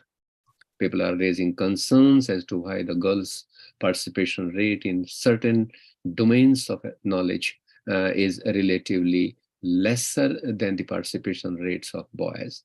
And similarly, the other classes of the society. So the compatibility and comparability of the diverse system are throwing up new challenges. One of the major recommendations in the national education policy, you would have noticed it, that we will have only 3 sets of institutions in the country. We'll have research intensive universities, we will have teaching intensive universities, and we will have autonomous colleges awarding degrees. So, I mean, the question of the quality of standards or the comparability of standards of education across these 3 sets of institutions is going to throw up newer challenges, and we have to face those challenges. Massification has also created its own problems actually, especially in developing economies. Revamping of curricular provisions and pedagogical processes have become pressing priority to address both academic and psychological needs of diverse groups of learners. Very often you hear news like this, that such and such a student has committed suicide in the most premier institution of higher learning in the country. It is primarily because we have not been able to address the psychological needs of the children coming from the backward sections of the society. So alongside this point, I would like to highlight actually, alongside academic excellence, it requires strategies to address issues of adjustment and acclimatization of diverse group of learners on diversified campuses. What usually happens in institutions of higher learning, that we chase only the academic excellence. We talk only about the standards of education. We seldomly talk about the psychological issues of adjustments and acclimatization of children coming from different background, coming from different types of institutions. So having said that, in brief about the development of higher education, I'm not getting into the statistics as to how have we progressed, what have been the transition rates and those kinds of things, and how have we been spending, and how the institutions have increased over the years, or how we have created the classes of institutions in the name of institutions of national importance, central universities, state private universities, and institutions deemed to be universities. I'm not going to go into those kinds of things for the paucity of time. But if you look at the recent trends in higher education, it shows that there is a growing diversity both in students and faculty. You have diversity, I mean, even amongst the faculty now, because of some of the reforms that we have introduced across the institutions in the recent past. Another recent trend is that there is a continuous challenge of upskilling and reskilling in higher education. When we are attending a program organized by Professor Vimal Rar and Professor Bakshi and Jaswinder and Sarita, we find ourselves highly inadequate because we are not able to handle the advancement of technology, the use of technology, the way it has invaded the entire sector of education, including school education and higher education. So there is a continuous challenge of upskilling and reskilling in higher education. This is the challenge I think we see everywhere. There is a gradual increase in the number of non-traditional students. Now, who are going to be those non-traditional students?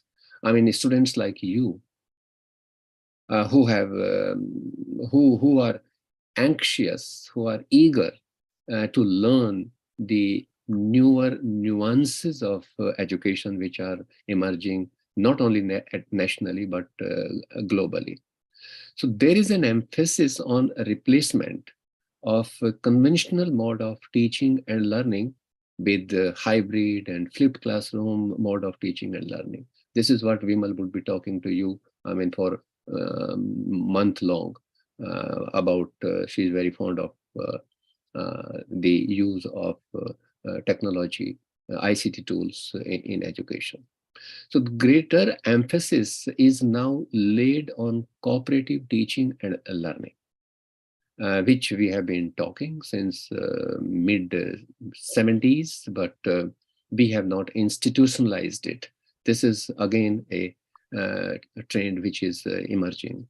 There is a growing popularity of learning by anyone from anywhere. We have different kinds of modes of delivery now. So another important trend which you would have noticed, and you must have been terribly busy and engaged in those kinds of activities, that there is an obsession now for national and global ranking. People often talk about your CGPA awarded by the National Assessment and Accreditation Council or by the Accreditation Board, or about your rank insofar as NIRF is concerned, National Institutional Ranking Framework. And people don't stop there. They would also ask, are you participating in the global ranking? If you are participating, of which 15 or 16 global international ranking agencies that we have, which are highly commercialized, then we would ask, are you talking about the higher education supplement, or you are talking about the Shanghai ranking, or you are talking about the QS ranking and those kinds of things. Another important trend which has not taken roots in Indian higher education is an incremental increase in automation. We are very slow on it, whereas you have international institutions of higher learning which are working on creating infrastructure, shaping up that infrastructure which you will be needing when you have driverless cars and those kinds of things. You can see the examples that you hire a taxi in this part of the world where I am sitting today. The taxi will come, you will get a phone call, and you will get out of the house and you will not find the driver there. You will get into the taxi and the taxi will take you to the airport or wherever you wish to go. These kinds of things have started happening here. And one day, sooner or later, those things will also happen in the developing economies. It might take a little longer. Universities are working on creating those kinds of things actually. Lastly, there is also a weakening trends of humanities and social sciences. This has been happening for very long. We are according greater significance only to the science and technological domains of knowledge. We are not equally concerned about the humanities and social sciences and languages, which are as important as the other domains of knowledge. This is also a very worrying trend which is emerging across the institutions. So traditionally, the core function of the modern universities are teaching, research, and service. Universities have been the key drivers of research. Basic research has been a central responsibility of universities since the establishment of the University of Berlin in 1810. You would have seen how the universities have played a very significant role during this COVID pandemic. The vaccine molecules were developed by the universities. They were supported by other institutions, but the development of vaccine has taken place in the laboratories of the universities. The Commercial agencies came later on the scene.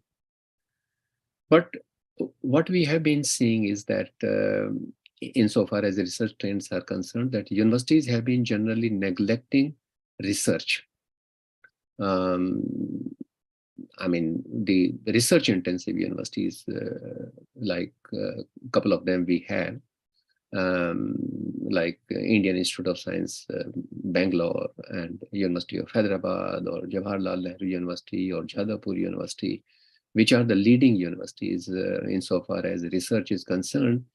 But they have been neglecting research in humanities and social sciences, which are not only key to understanding culture and society, but they also are there for providing social context of the exact sciences. There is also an emergence of modern discipline, and with that now there is a continued focus on interdisciplinary teaching and research. This word is not very prominently interdisciplinarity. We have talked about the multidisciplinarity. Most of our institutions are already multidisciplinary institutions, but we have been very conservative in using the word interdisciplinarity even in National Education Policy 2020. There are some countries where research is driven in other publicly funded research institutions. Like we have CSIR labs, we have certain highly specialized institutions of higher learning, like Center for Cellular and Molecular Biology in Hyderabad. Some such institutions are collaborating with universities, while others are not collaborating with the universities. They are working in isolation. And there used to be an umbilical cord between the CSIR labs and the universities. And universities were immensely benefited, and so were the CSIR labs. But after the establishment of the CSIR Academy as an institution of national importance, that umbilical cord has been cut, which is very unfortunate for the university system. So in the area of massification, not all universities are research focused. There are very few research intensive universities in our country. World-class research universities are only a small minority. And if you look at the world-class research intensive universities, you will find that most of them are publicly funded institutions of higher learning. There are some private universities which are research intensive at international level, but that number is very, very small.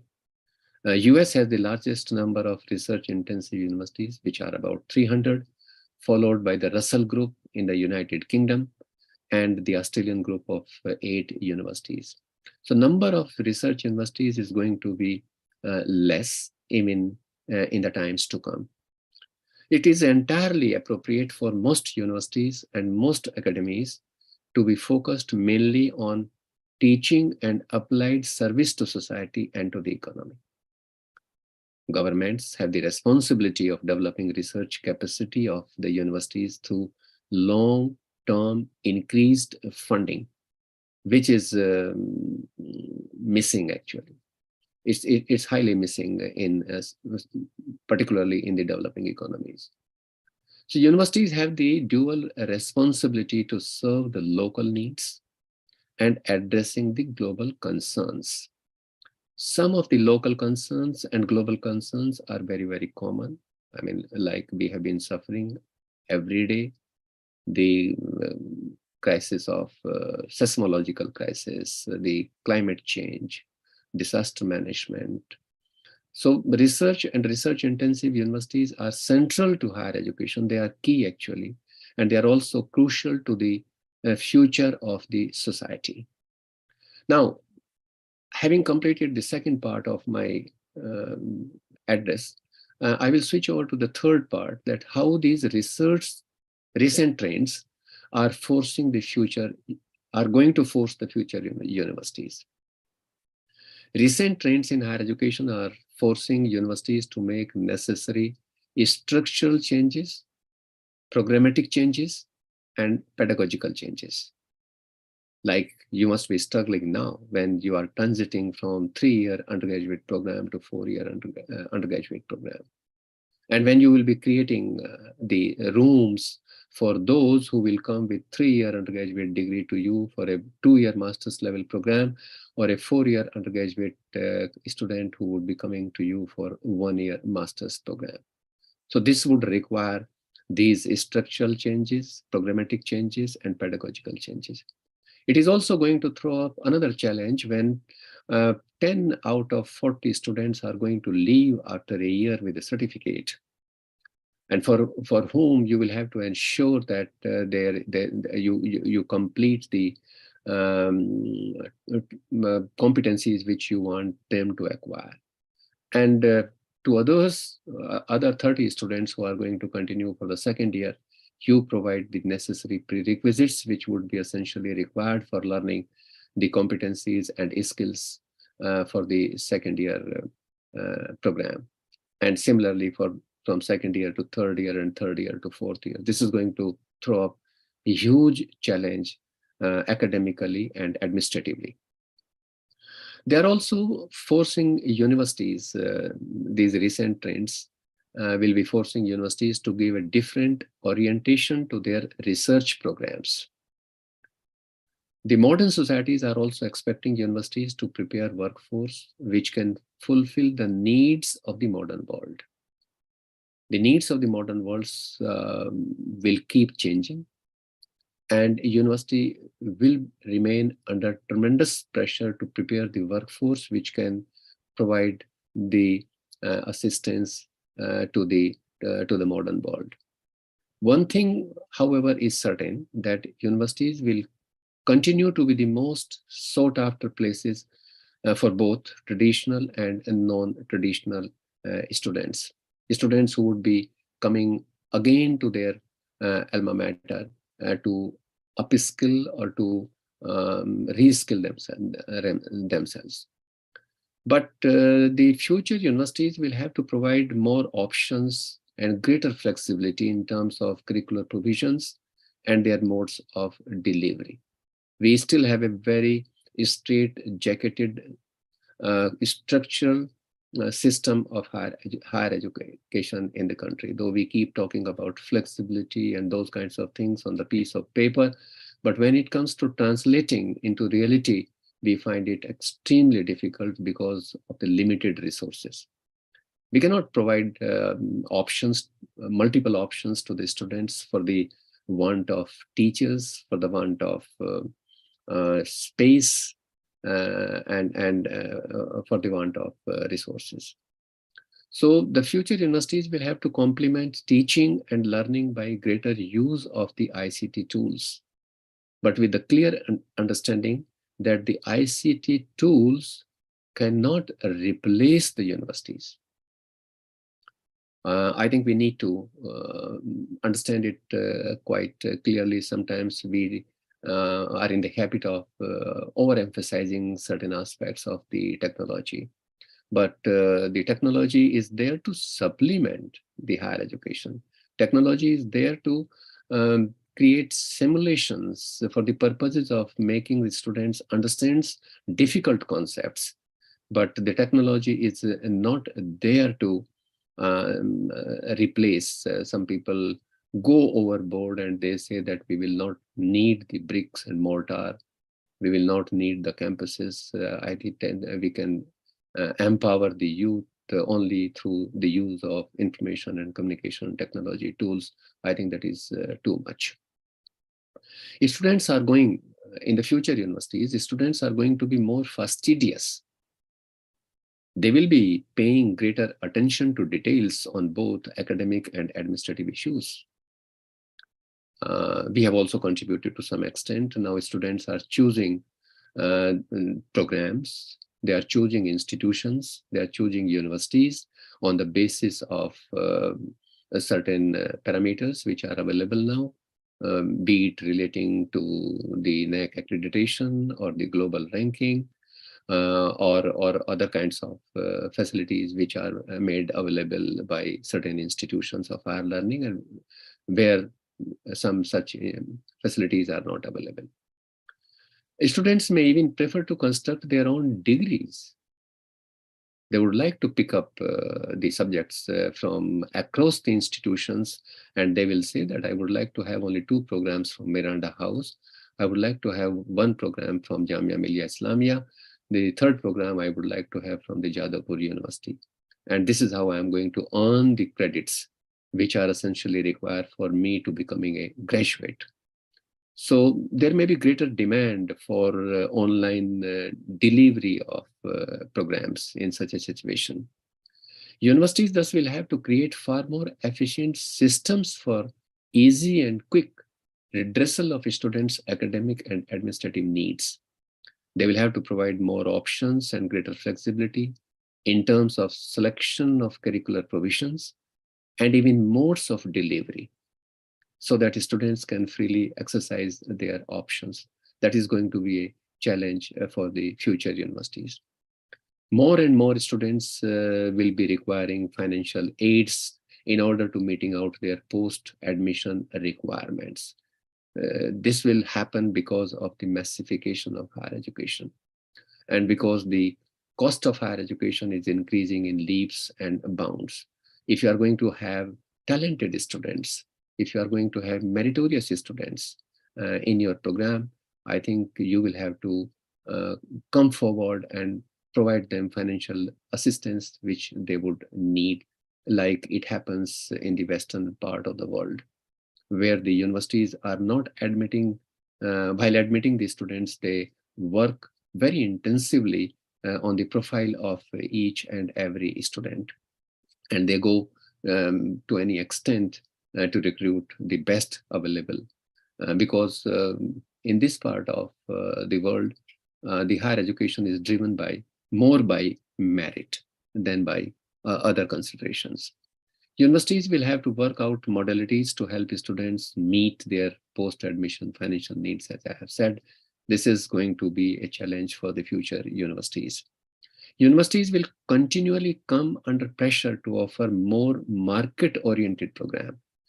And if you will come under this kind of a pressure from the society or from the market forces, I think you will have to walk a mile extra to keep the humanities and social sciences and languages alive on your campuses.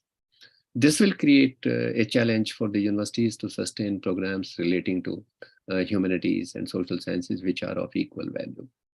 There'll be a demand for, I have said it twice, I would like to underline it once again. There will be a demand for reskilling and upskilling of non-traditional students. I'm using this term non-traditional students for those who would have graduated from your institutions, but they would like to come back to ensure their relevance in their place of work, for which they would be reskilling themselves. Universities will have to create opportunities for them. Students may like to access foreign degrees because there is always a courage for foreign degrees, and there are certain benefits associated with a foreign degree. So they would like to access foreign degrees through virtual form of mobility without being physically present on offshore campuses. But such students will have to be better communicators and collaborators to fulfill their aspirations of earning a foreign degree.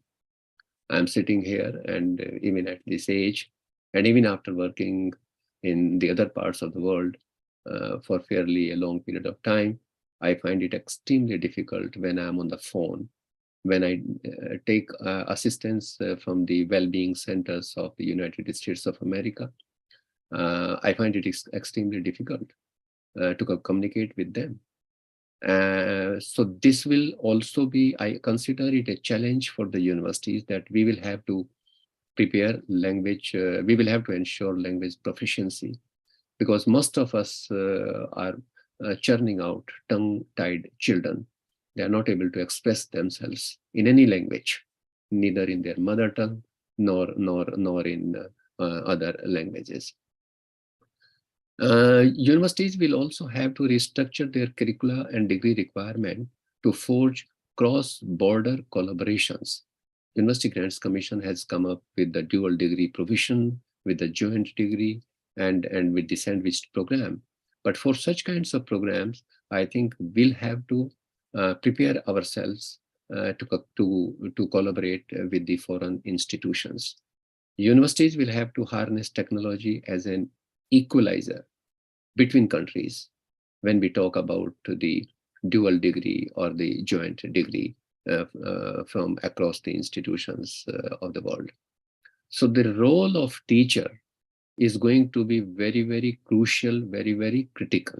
It has been very critical actually, right from the early times, but in the present time, when we are too much fascinated by the technology and we are surrounded by the smart devices, the role of teacher will change from a specialist to a facilitator and a motivator. Some of us are very, very averse to the use of technology.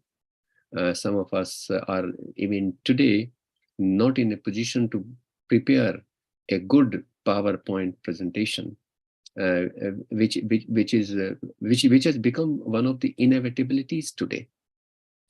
Universities will have to orient teachers to liaison with the students on a regular basis. And universities will have to focus more on both local and global concern. So they will have to give interdisciplinary orientation to higher education. We are not in the habit of giving futuristic orientation to higher education. This is the problem with us, with our institutions actually. Like here I come across certain institutions wherein they are preparing the curricula which would be required in 20 years from hence or 50 years from hence.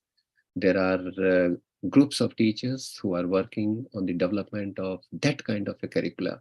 They are making predictions about the future shape of the world, and accordingly they are coming up with the structural provisions, with the programmatic provisions, which would be required by them in 20 years from hence or 50 years from hence.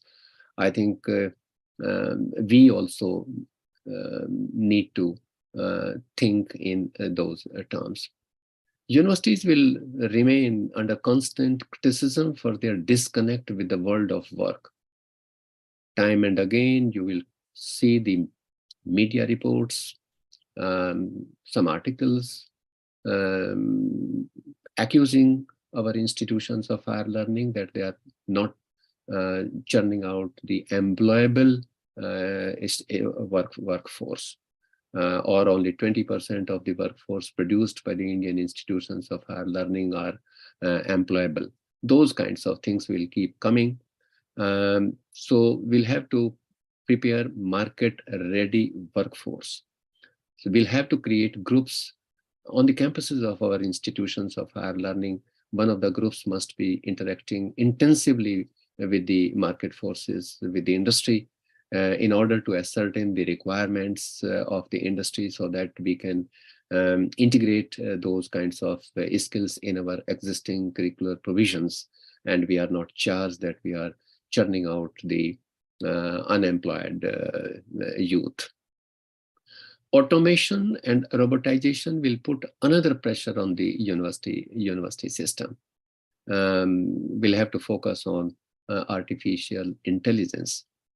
We'll have to help industry build alternate modes of lifestyle like system for auto-driven cars. I'm very fascinated by this experience here in the US, that you have auto-driven cars and they are providing services to the society. Universities will have to align their vision with the requirement of this fast changing world. We all know that the world has been in perpetual transformation. It will remain so. It has remained so ever since the humanity existed. But now the excuse me, now the pace of that transformation is much faster than ever before. So under the circumstances, the university will have to continually change in the changing landscape of the times. By far, Universities are the best hopes of the society because they are the institutions which take the society to the next stage of development. Now, I switch over to the last part of my address. Now, what are the necessary reforms that are needed actually? I may not be able to reflect on each and every reform that is needed, but I would like to reflect a couple of them for your kind consideration. You can add to that list according to your experience and your wisdom. Higher education must become more and more flexible to meet the demands of the dynamic world. This is one thing. The second is that since industries are continuously moving towards automation, higher education must adjust to this dynamic and challenging environment. It would require shifting of focus to lifelong learning rather than acquiring just information and simple knowledge during a specific program to increase employability. This is the time of data analytic now. You don't have to learn the tables the way we learned it when we were in the schools. But you need to handle the data now. So what kind of information you can derive from the data available with you? That is going to be a great challenge. So there should be a drastic change in the learning style in higher education. Universities will have to offer a variety of curricular provisions leading to certificate, degree, diploma, those kinds of things. They will have to continually change their pedagogical practices and mode of delivery to make them more student-centered. They will have to strengthen blended learning as an answer to avoid disruption of any kind in education in the foreseeable future. The kind of disruption that we all have experienced during the COVID pandemic when the institutions were shut. We were forced to switch over to the electronic media. We were not used to talking through the electronic media to the audience. Technology can solve issues of teacher training to a large extent, remediation, but one size fit all approach would not work. We should understand that. Programs must adapt to local needs. Universities should be freed from the shackles of the bureaucratic and political interference that has not happened thus far. And I do not know whether it is going to happen in the foreseeable future or not. They should enjoy absolute autonomy. We have been talking about it, particularly in institutional governance, planning, budget spending, efficiency, cost effectiveness, flexibility, and quality in programs which we offer. Autonomy and independence should ensure that the system continuously adapts to changing needs. Autonomy does not mean that we would do whatever we wish to do actually. That is not the case.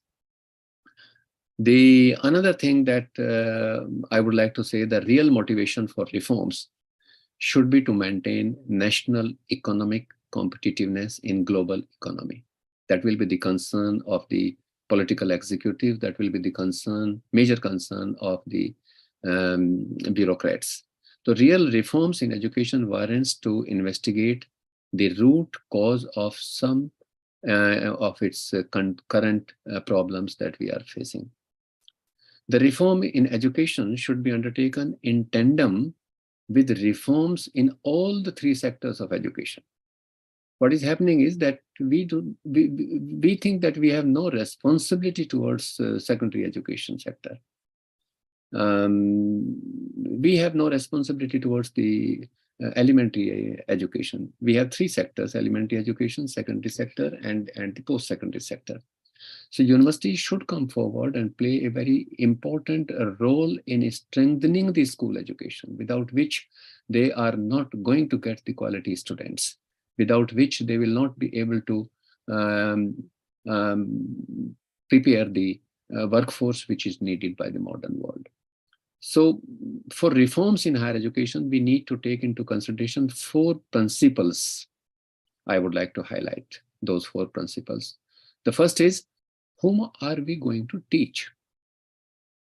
Which means access and inclusion. The second is, what are we teaching? The third is, how effectively are we providing educational experiences using latest technology? And the fourth is, how are we documenting certification of knowledge? Excuse me, threshold level of knowledge, typical knowledge, or outstanding level of knowledge. Only those institutions which are ready to address these fundamental issues will succeed in transforming education. Now, the challenge brought by the development of mass higher education in the global environment are huge, especially to make diverse system comparable and compatible. Let us not forget that universities have long been one of the principal sources of expert knowledge and informed opinion. Once the public begins to lose confidence in the objectivity of universities, the consequences extend far beyond the academic community. Let us respect our universities, let us take pride in them, and let us support them in every sense of the word. And this message should go to those who are holding the strings of the purse. Most of our institutions are engaged in imparting knowledge and its certification. And as a result of that, students continue to graduate and employers continue to hire them based on their potential. But skill gaps have widened at an alarming rate. So we need modern societies are requiring newer skills because the societies are changing at a faster pace and they cannot function without increasing the number of educated and skilled workforce. Newer type of revolutions have created skill gaps across different industries. In fact, it has given rise to a race between technology and education. As technology advances, education is required to metamorphose, anticipate, and prepare for that impact. So we are going to have huge challenges, and education must focus on molding future workforce by imparting knowledge and skills which are needed by the modern world. I would like to stop by saying that the race to solve the escalating skill crisis requires institutions to collaborate with industries to devise appropriate remedies. We talk about competency-based education, which is branded as an outcome-based learning that is becoming the need of the hour.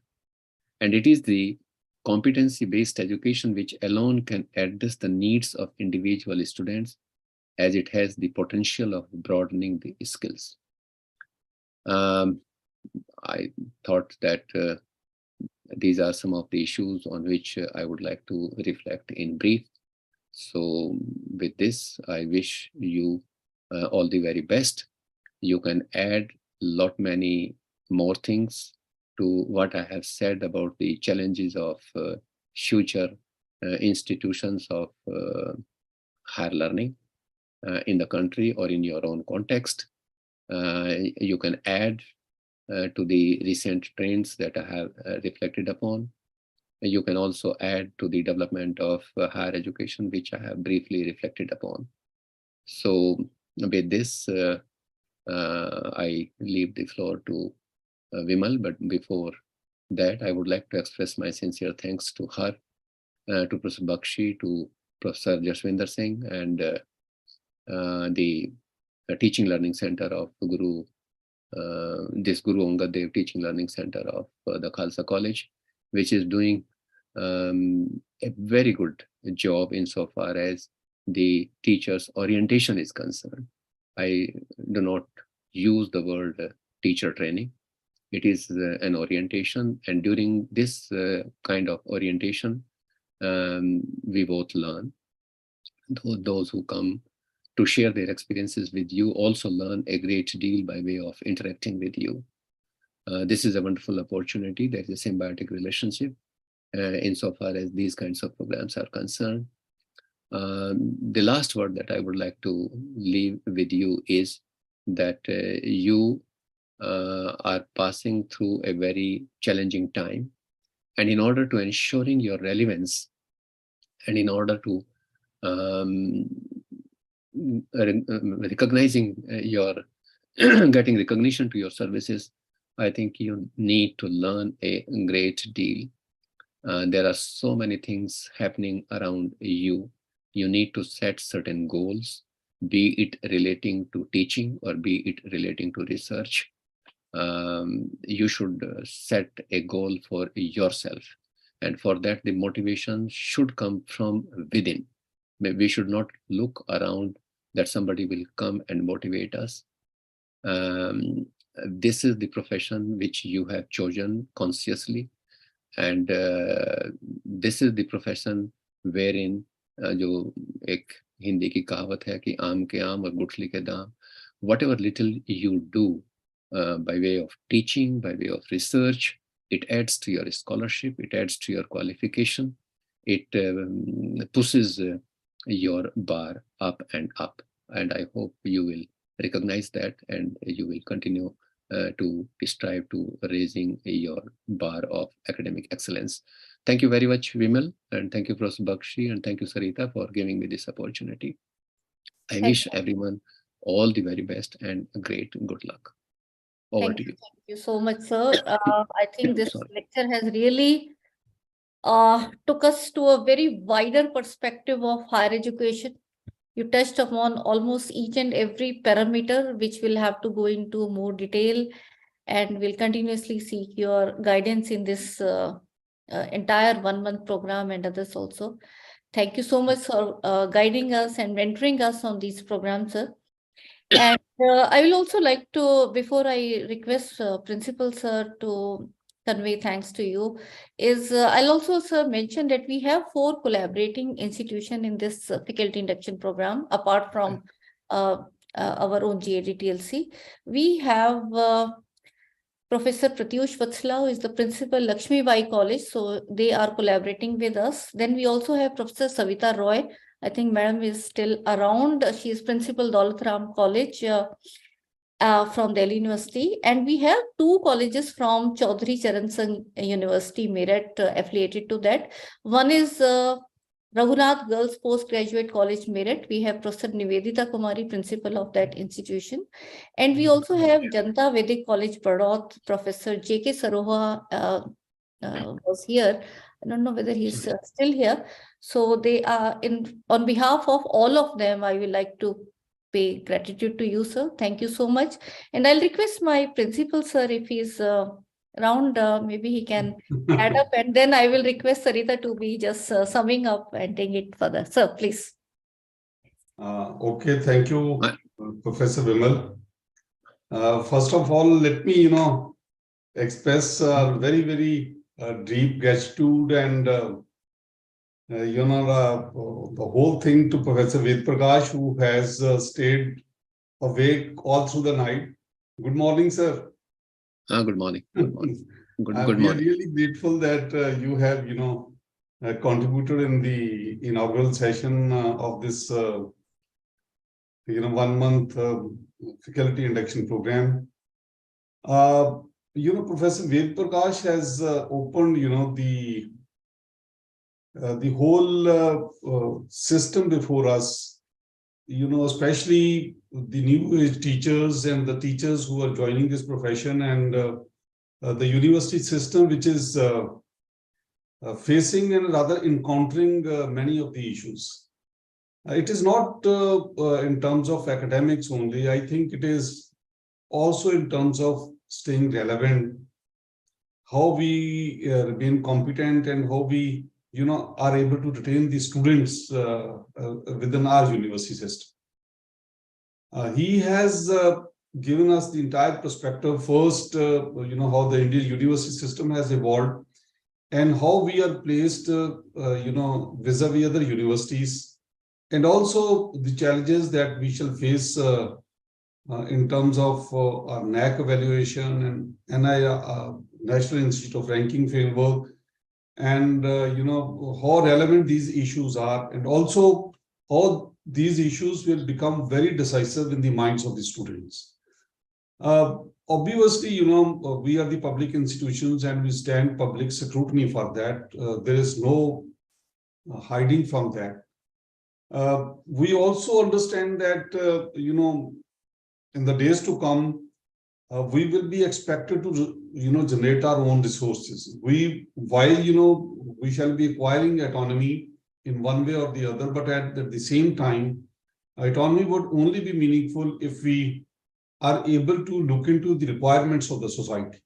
We need to design the courses which are partially market oriented, market friendly, but also, as he very rightly said that, it is not only the university system, it is the primary and secondary education system also, which will give us the students. And that will also determine to a very large extent, what kind of role the universities will be playing, and how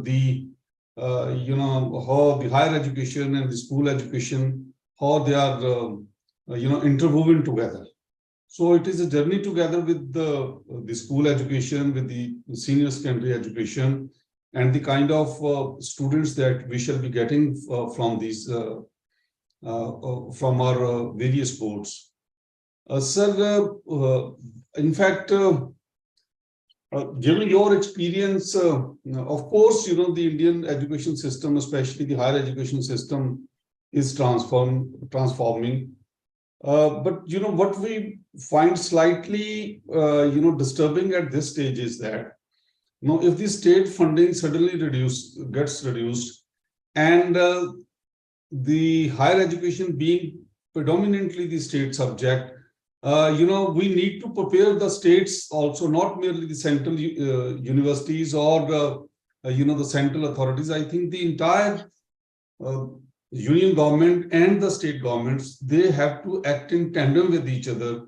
Only then, we will be able to do something. We have seen that, many central universities have been set up, but have actually, the setting up of these universities, has it led to any drastic improvement in the state education, higher education institutions? They were supposed to act as islands of excellence, or in fact, they were supposed to set up the standards for teaching and research in the concerned states. But we find that there is no interconnection between the state universities and the central universities there. And quite often we find that they work in quite opposite directions. So, all this requires very, very strong thinking and the proper coordination as far as education is concerned. But I'm sure, given the young population of our country, given the commitment of our young teachers, we are, going through the process of recruitment, and in a month, almost 2 weeks, we are spending on the recruitment of the teachers. I find, many bright ideas in the minds of the teachers. We find, the whole vision is before them, but sometimes, we are not able to give them, the required atmosphere.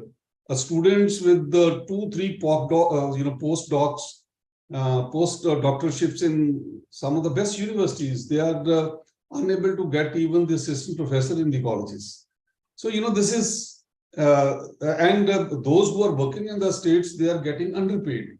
Well, these are the issues. I think all of these issues will be discussed during the faculty induction program. And also we will see that how these institutions can generate the resources, as you have mentioned, and also stay relevant and meaningful in this competitive environment, especially when it is opening with the foreign universities. So thank you very much. And I'm sure, we shall be disturbing you during this entire month. Professor Vimal would not let you sleep properly. So kindly, pardon us for that. So our due apologies for all this. But I'm sure, your presence itself motivates all of us, in a number of ways. And had you been not there, you could imagine that, the Khalsa College of the University of Delhi, in that sense, the progress that we are trying to make, the contribution that we are trying to make would not have been possible without your encouragement and mentorship. Once again, I express my gratitude to you personally, and to all the participants, and especially participating institutions, Professor Savita, then Professor Pratyush Vatsala, and everybody, many institutions from, as Dr. Vimal mentioned, from Chaudhry Charan Singh universities, and the teachers who have joined us directly. We are really grateful. I'm sure, this interaction will give us many insights as we proceed with the faculty induction programs. Thank you very much, sir. Thank you. Thank you so much, sir, for. I would please. I would only request Vimal to make a slight adjustment with the timings. Here in US, ये लकड़ी के घर हैं, तो एक आदमी को उठने का मतलब everyone rises up. Yeah, there's a lot of noise, even if. So the whole family is up, and they will think कि ये जो बूढ़ा है, ये हम लोगों को परेशान कर रहा है, इसको भेजो यहाँ से. So they will shunt me out, है ना? No, sir, I'm sure that all the participants, they will try to align as per your timing. So please do convey us. And anyhow, I'm sharing your recorded videos, the historical progression in higher education and how university structure and functioning that you have recorded, also on curriculum and pedagogy of assessment. So these will be sharing, and we'll be requesting you again and again for interacting with all of us. Thank you so much, sir. And Savita ma'am, will you like to add a few words before we go to vote of thanks and the things? Please, ma'am. Yeah, Vimal, it was very interesting, especially we could hear Professor Prakash, and he was it was a story that we were able to listen to him. And some of the concerns that he has raised is quite genuine, like looking at the large number of students that Indian universities are handling, and also looking at the poor contribution or interaction with the universities, huge challenges lie, and also as pointed out by Professor Jaswinder Singh ji, that the universities are getting lesser and lesser funding from the government. And looking at all these scenarios, and also education in India is becoming, we have got dual responsibility. It is not so easy, to not to ask for the fees, and also at the same time provide all the facilities, infrastructure, and everything to the students. But yet, I must say, the Indian universities are doing well. And today, under the sharing of resources, as you know, Vimal, we are having cluster centers. And today, I am proud to tell you that this semester we will be floating 124 skill enhancement courses under the National Education Policy.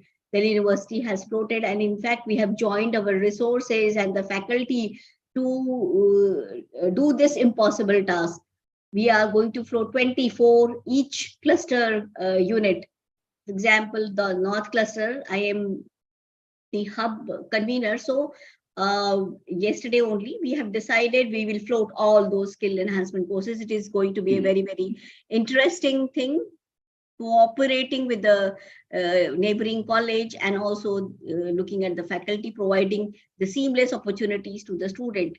So a lot of challenges are ahead, and I think this is the team who is going to take us forward, and these are the teachers who are going to take us to the new era, which we foresee. So thank you, Vimal, for this, and it was really an interesting session. I just could not move even for 1 minute from the desk, and after a long time, we heard Professor Ved Prakash. Thank you so much.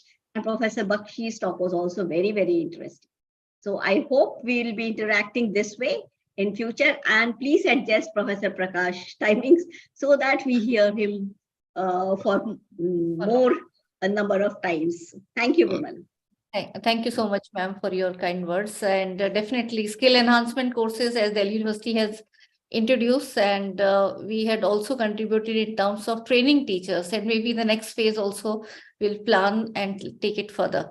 So it's going to be really changing time, challenging time, but I am sure all my dear colleagues who have joined here are ready to take these challenges. So with these words, I'll request my colleague, Professor Sarita Pasi, who is a professor of chemistry in Zakir Hussain College, to please take it further.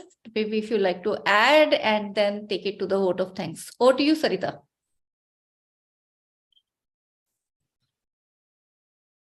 Sarita, you are on mute. You'll have to unmute. Kindly unmute. Please unmute. I think she's... Himanshi, yeah, kindly do that.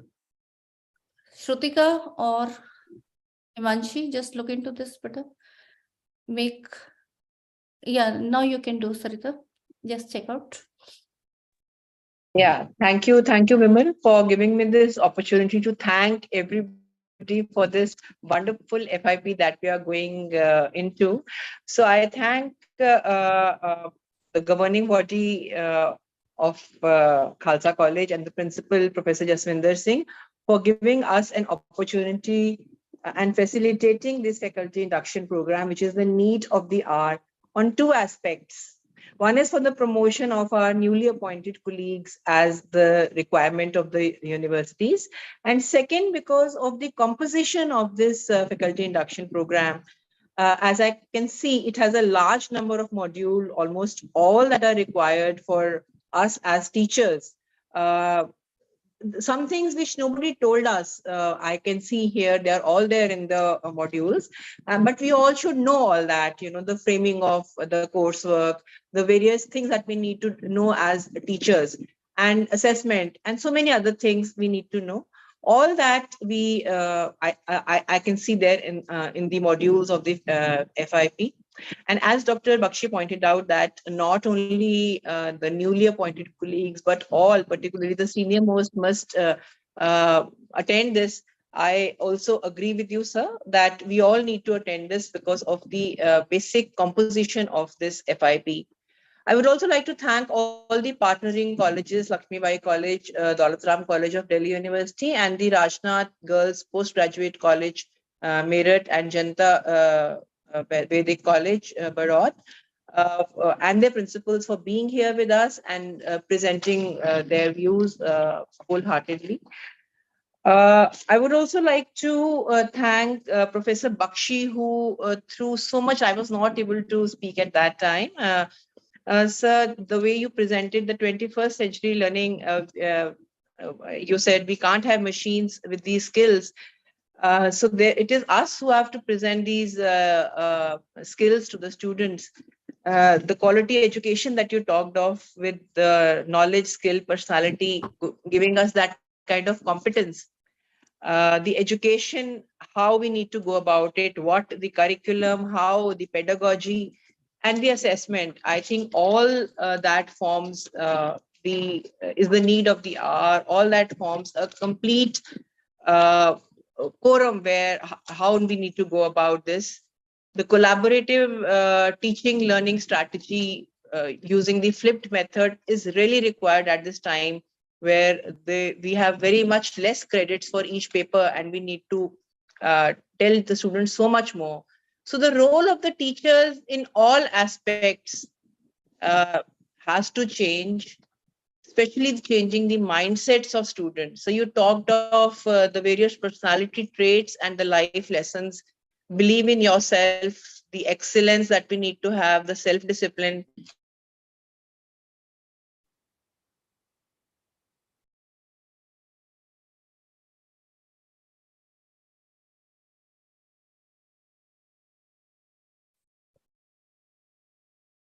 Sarita, I think, Sarita, you are on mute, please. Yeah, please. I would also like to thank Professor Ved Prakash for showing us the way forward for higher education at this time of NEP, when there are so many changes taking in our university. We need to follow the global model of interdisciplinary and cooperative teaching, hybrid and flipped classroom model. We need to focus on the national globing ranking, NAC. We are all going through the different cycles of NAC. For that, we need to focus on humanities and social sciences, and the research is not to be neglected, particularly in the interdisciplinary research in these areas. I think the university also, as you pointed out, need to look into the local needs and the global concerns. So we all need to gear up for the 4-year UG curriculum where students may leave after first, second, third year. And if they come back after a gap, I think we need to gear up for that. We have to really think about how we need to tackle. Also, where students take up various courses from different universities, we need to, and create opportunities for rescaling and upscaling of those, as you call them, the non-traditional students. I think that is what we need to do. So the role of teachers, as you said, is very, very critical. It should be that of a facilitator while following the 4 principles of whom, what, how, and the documentation. I think, sir, you have actually pointed out everything that we need to do. So we're keeping that into mind. We need to actually build up our curriculum and how we have to go about that. So thank you very much, sir, for bringing up all these points into our focus. We all need to actually take care of all this. I would also like to thank all the organizing team members from GAD-TLC and also the collaborating colleges for being here.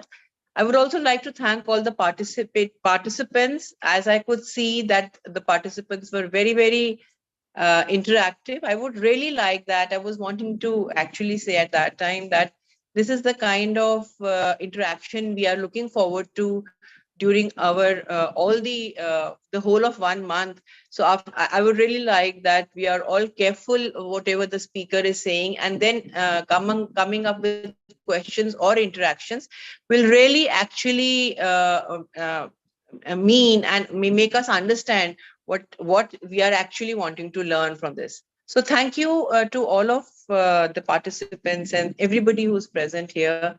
Thank you so much.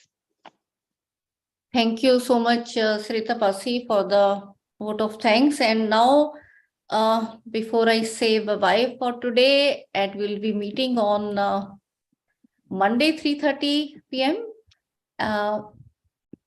Let me request all of you to please stand for the national anthem.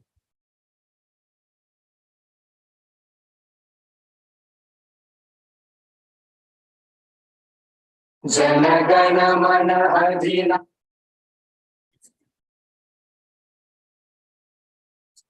Start again. Jana Gana Mana Adhina.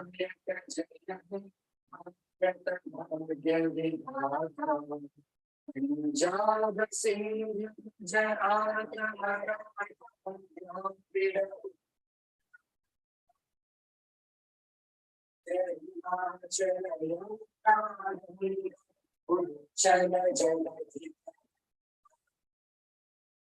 शुभ नाम में जागे शुभ आशीष मांगे तब जय गाथा जन गण मन जय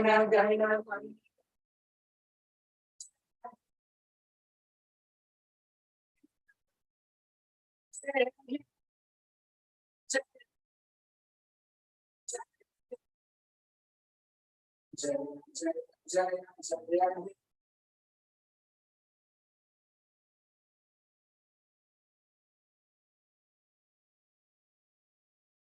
So thank you each and everyone. And because of many requests coming, we have extended the registration till Monday 10 a.m. So any of your colleagues who wish to join, they can do so. And in this YouTube also at the below, there are registration links provided.